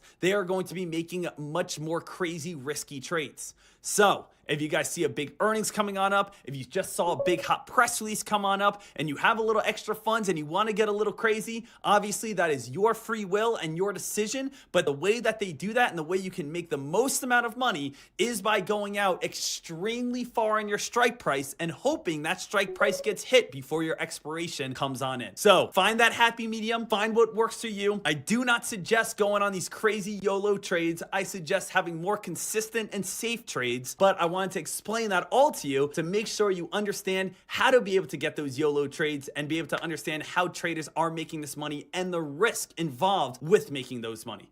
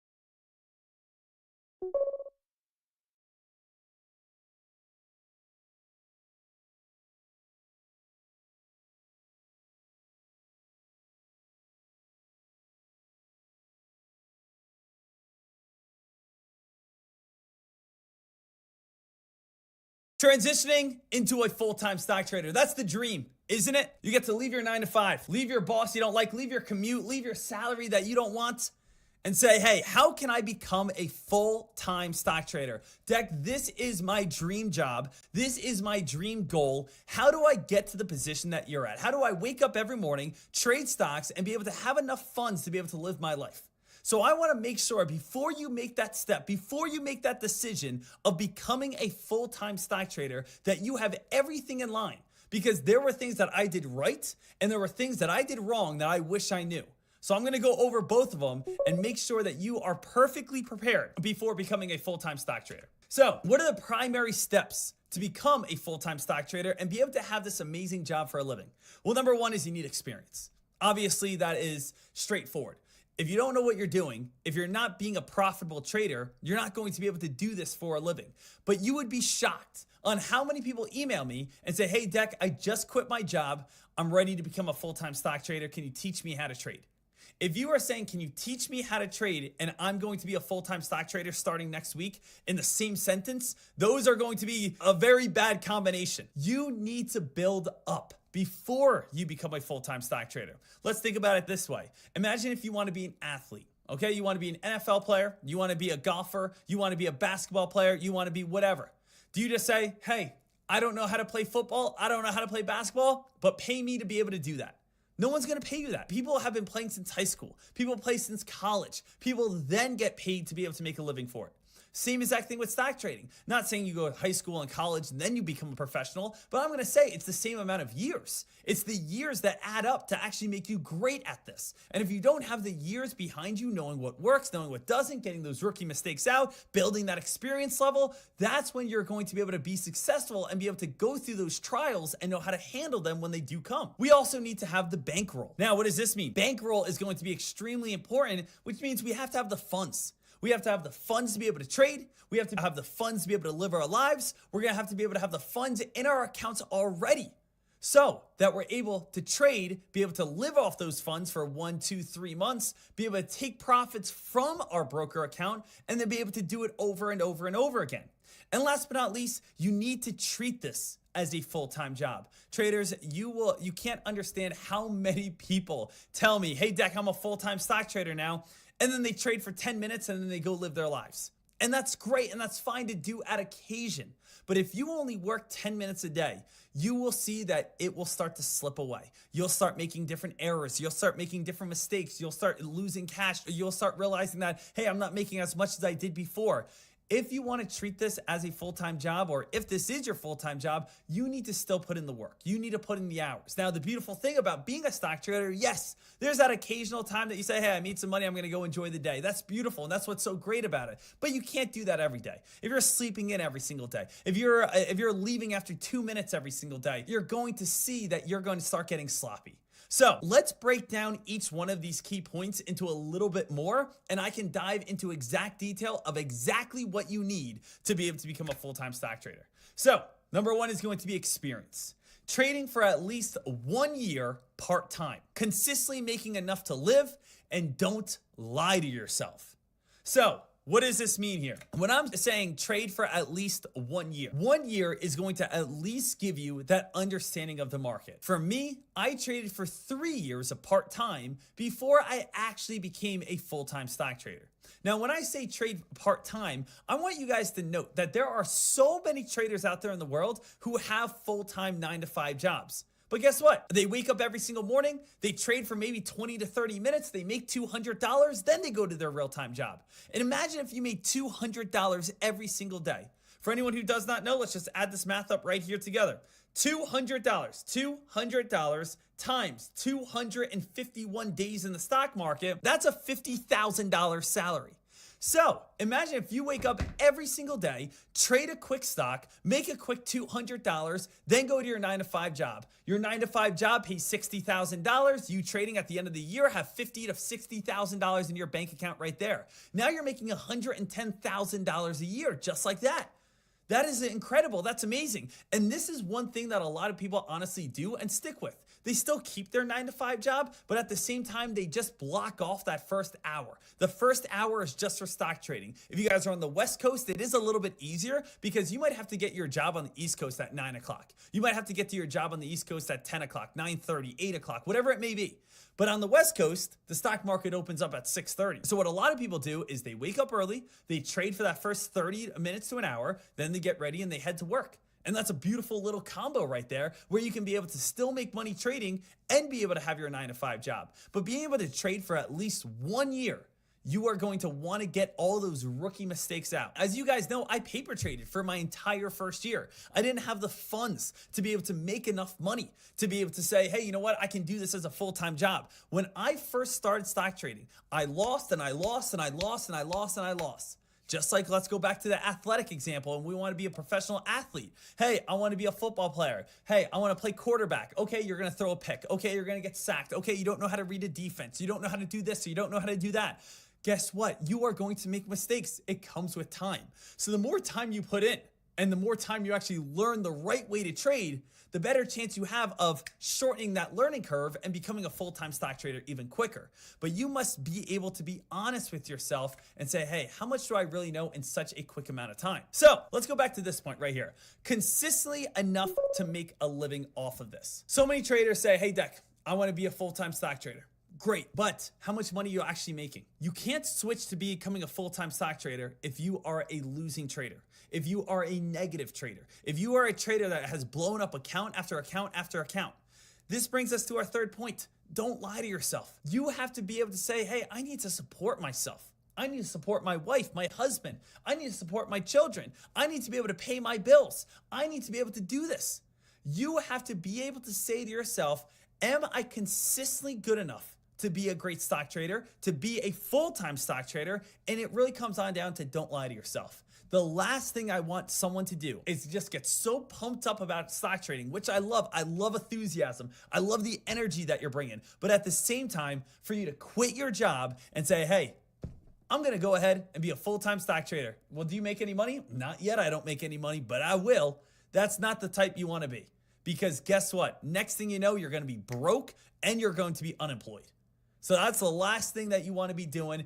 You have to be honest with yourself. Keep that 9 to 5 job until you're making just as much as your 9 to 5 job or even more. And now you're saying my 9 to 5 job is really getting in the way of me. I need to go ahead and I need to start, getting rid of that 9 to 5 so I can focus more on stock trading. So let's get to that next point, which is going to be bankroll. Now, this depends on you and your living conditions. So let's think about this. How much money do you spend every single month? So I got some examples behind me. I got rent, $1,400. That could be for an apartment. That could be for a mortgage. That could be whatever. And $1,400, this could vary. I lived over in Hoboken, New Jersey. I lived up near New York City. This is probably cheap for a one-person apartment there. Okay? Usually one person's are like $1,700, $1,800. If you guys have roommates and you're splitting something, it might just be $1,000. If you guys have a mortgage, you guys can relate it to you, but this is just an example. Groceries. Again, something that's going to vary. For me, probably $700. I go out, I buy my groceries every single week, every single 2 weeks. I probably average right around $200, $250 for every single time I go to the grocery market, and I'm going to be able to get my food that I want to eat throughout the week. Bills, our heating, our water, our electricity, our cable, our car insurance, our fund money. So basically what we have right here is we have $3,220, aka $38,000 a year is me just spent on being able to have a place to live, being able to have a car, to be able to have my groceries, and to be able to be a human, to be able to have a little bit of fun. So if you said, okay, I've been trading the last 2 years and I have not been able to make at least $3,220 per month, or I have not been able to make at least $38,000 trading stocks yet, then you have to be honest with yourself and say, am I good enough to be a stock trader full-time at this moment? So what you have to do is go over to Excel right now, break down every single expense that you have, break it down. And be honest with yourself. This whole entire lesson is about honesty. And say, how much do I pay for gas? What do I usually spend when we go out to dinner with my wife or my husband? And again, I like buying these clothes, and maybe I like to go play golf, and maybe I do this with my friends. And then I also do have my car insurance, and I do have my bills, and I do have my groceries, and I do have my rent, and I do have my mortgage, and I do this, and I do that, whatever it may be. And figure out how much money you spend every single month. Well, guess what, guys? That's your new baseline that you have to at least get to for you to be able to keep your normal life going to. Then multiply that by 12. That's over the next 12 months. So this is something that you have to do to really say to yourself, can I be able to make this much in the market to have the life that I have now? Now, obviously, if you are used to making $38,000 per year, we want to get you to $70,000, $80,000, $110,000. Stock trading is not just about getting past the bare minimum. It's about exceeding. And you be saying to yourself, yeah, you know what? Now I can go ahead and I can go get a nicer house, or I can get a nicer car, whatever it may be, because you're able to make more money. Or on top of that, you can keep the same living and be able to save more up and be able to start different business adventures. Or you can go ahead and invest in different things, or you can go ahead and have more free time and feel more secure financially. So they're all different things that you want to be on top of. Now, as I already stated, traders, you got to be honest with yourself. So how much are you making per month? How much money do you have saved up? How long could you live if you didn't trade well? So not only do we have to say to yourself, am I making this much? But we also want to have at least 4 months of living saved up. Example, if you spend $3,000 a month, have $12,000 saved up. Now, the reason why I say this is because you don't want to be living on the edge. You don't want to be trading with extra pressure. Trust me, guys, trading is hard enough already. The last thing that you guys want to be doing is saying, man, oh man, I had a bad month and now I'm going into the negative on my account. Now I don't have any food for groceries. I don't have this. I don't have that. I can't pay my bills. You want to have money saved up in case when that occasional red month comes or those couple bad trading days come and you say to yourself, okay, at least I have my emergency funds. At least I have my backup funds because I knew that this was going to happen. The thing is, the more money you have in your account, the less pressure you're going to have. So if you have $1 million in your account, you can trade well and not have to worry about anything because yes, if you take a couple hits, which are going to happen, you know that you're still financially secure and you know that you're going to have time to bounce back and you know that you're going to be able to do this. But the last thing you want to do is be trading with the only little bit of money you have where one mistake is going to put you back in a mindset where you start getting cautious and you start hesitating and you start getting even more nervous. So let's also not forget a very big detail that if you want to become a full-time stock trader, you need to at least have $25,000 to start trading. And I suggest more so you don't fall underneath that PDT rule. So the PDT rule allows us to trade every single day as much as we want nonstop. Most full-time stock traders are going to have enough money to be above the PDT rule. And the reason why they're above the PDT rule is so that they can always be trading. When an opportunity presents themselves, they don't want to say, oh man, I don't have any funds today. No, this is your job. You want to have at least $25,000 so you can trade nonstop, have your funds settled right away. If a hot press release comes on out, if an earnings report comes on out, if a global event happens, if current events happen, if Jerome Powell says this, if financial moves happen, you need to take advantage of it. So if we take a step back here, we need what? $30,000. Get above the PDT rule, stay above the PDT rule. That's what's in our account at this time. We also have $12,000, 4 months of our example of our living. So right here, we have $42,000 saved in our bank account before we can even think about becoming a full-time stock trader. So this is why I'm saying also, it's no big deal if you want to stay a part-time stock trader until you have the time to build this up. Let me trade in the mornings. Let me keep my 9-to-5 job. Let me consistently make money. Let me consistently learn. Let me consistently grow my account. Let me make $30,000, $25,000, $50,000, $60,000 a year plus my 9-to-5 job. Hey, you know what? I'm actually making more money than my 9-to-5 job at this moment. Hey, you know what? I've been doing this the last 1, 2, 3 years of doing part-time trading. I have money saved up in my account. I have $50,000, $60,000, $70,000 $25,000 saved on up. Let me again have $30,000 in my account. Now I can use the rest for living expenses, and let me just keep doing the same thing I'm doing. Now I'm done with my job. Now I'm done with the employees. Now I'm done with the boss. Now I'm done with the commute. I can have my own hours. I can have my own space. I can be my own boss, and I can be able to trade with comfort. That's what I want. This is a real transitioning to a full-time stock trader lesson. This is me looking out after you, not me putting you in a bubble, selling you something just for you to say, hey, you know what? That didn't work out. Now I don't have anything. I want to make sure you're prepared. Now, let's keep moving forward here. Let's talk about you become a very successful stock trader. You're doing great. You're winning a lot. You're making a ton of money. Well, I want you to be smart with your money. Now, one of the things is right here. This is a picture of me, 23 years old. Be smart with your money. I started stock trading as a sophomore in college. I started doing great. I started making a lot. I came out of school. I paid off my student debt. I had no student debt a month after I finished school. It was awesome. Killing it, killing it, killing it. Felt like I could not miss whatsoever in the stock market. I saved up about $200,000. Now, a big part that I always wanted was I always wanted a supercar. I always wanted my dream car. I always wanted to be able to buy a McLaren. So guess what? Out of that $250,000 that I had, I spent about 190 of it over on a car. Now, it was great. I was able to get a car. I got my supercar. I was so pumped. I was so excited. I was so happy. But guess what? All of a sudden, I just went from $250,000 to only having about $50,000 left in my account. Now, $50,000, what am I, guys? Give me this world's smallest little violin boo-hoo deck. You have a supercar, you're trading full-time, and you still have $50,000 in your account.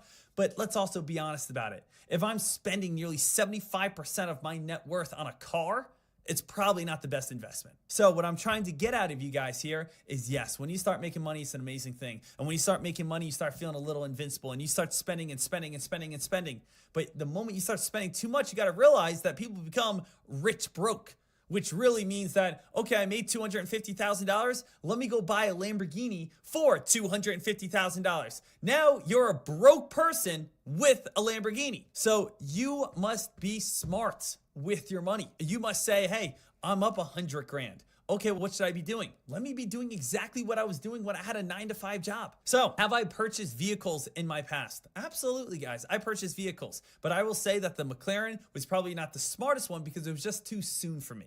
After I then built up year after year after year after year after year, 3 years went by before I got another car. Then, again, time went by. Then I got another car. And then I ended up selling my cars, and I got a house in Utah instead and put that as an Airbnb investment property.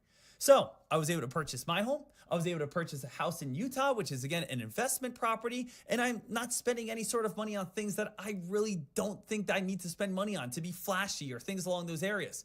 I've been able to travel, which has been fun, and I personally, enjoy golfing on weekends. I don't want to go ahead and spend $15,000 on a private jet for 2 hours for me to go from New York City down to Miami. I'm okay sitting in economy on Spirit for $23. Like, all of a sudden, we start getting money and we start changing our lifestyle. This is where a lot of people start becoming broke, is because this is the big issue here. Okay, you guys ready for this? This is you, okay? You at this moment might be making $50,000.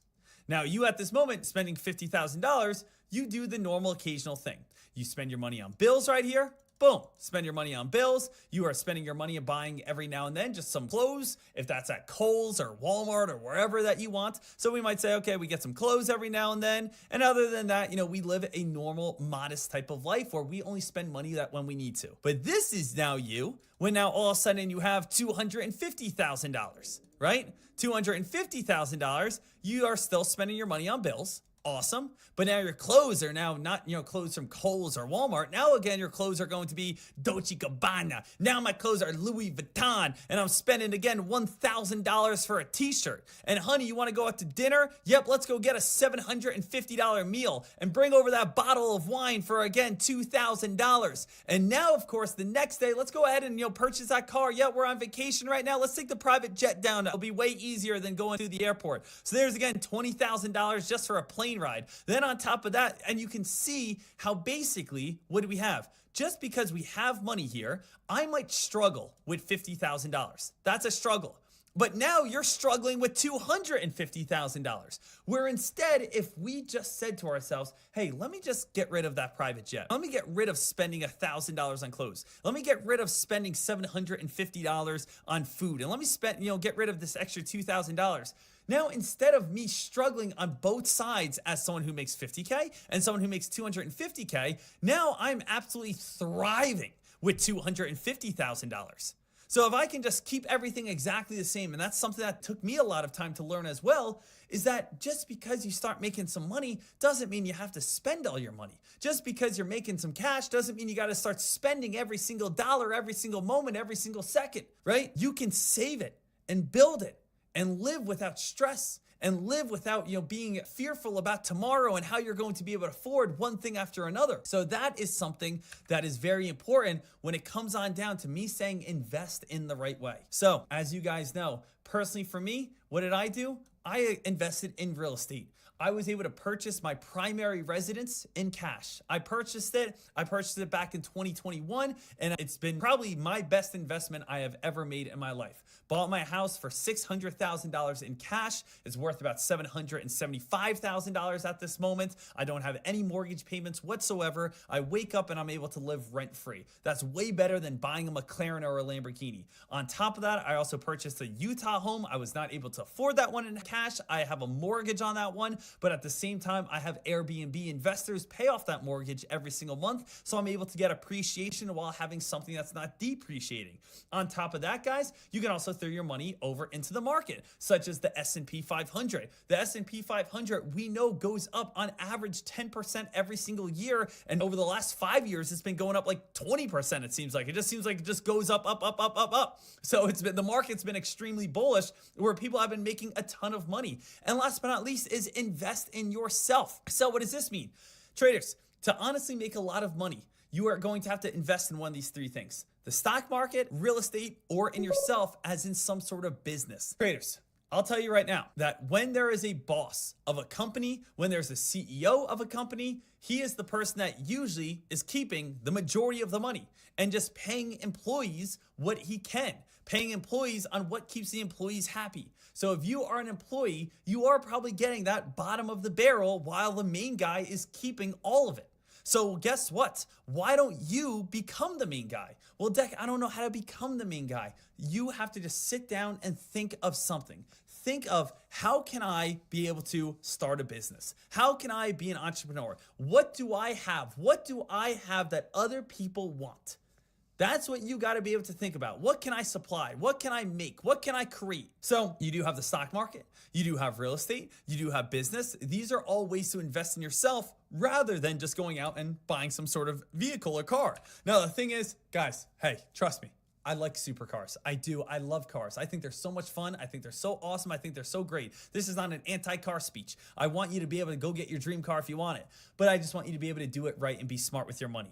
So, full-time job, just because you don't have set hours, office, or boss doesn't mean you can do whatever you want. Some people will struggle with being their own boss. This is no longer a hobby. This is your life. So when you guys become a full-time stock trader here, you must understand these points. Remember, I don't want to try to make this whole entire presentation in a negative light. It's such a positive light. It's about being able to do what you finally wanted to do, and it's so amazing. But I also wanted to play a little dad here and say, hey, I want you to do it the right way. I don't want you leaving your job where you are making money if you're not fully prepared. I don't want you leaving your job where you are making money if you are not properly funded. I don't want you leaving your job or the money that you're making if you don't have the right mindset. You must treat this as it's your full-time job. When you're a stock trader, you must be an entrepreneur. Imagine that when you're a stock trader right here, this is your business. You are the person that decides, is your business going to thrive or is your business going to fail? That's what it comes on down to. Is your business going to thrive or is it going to fail?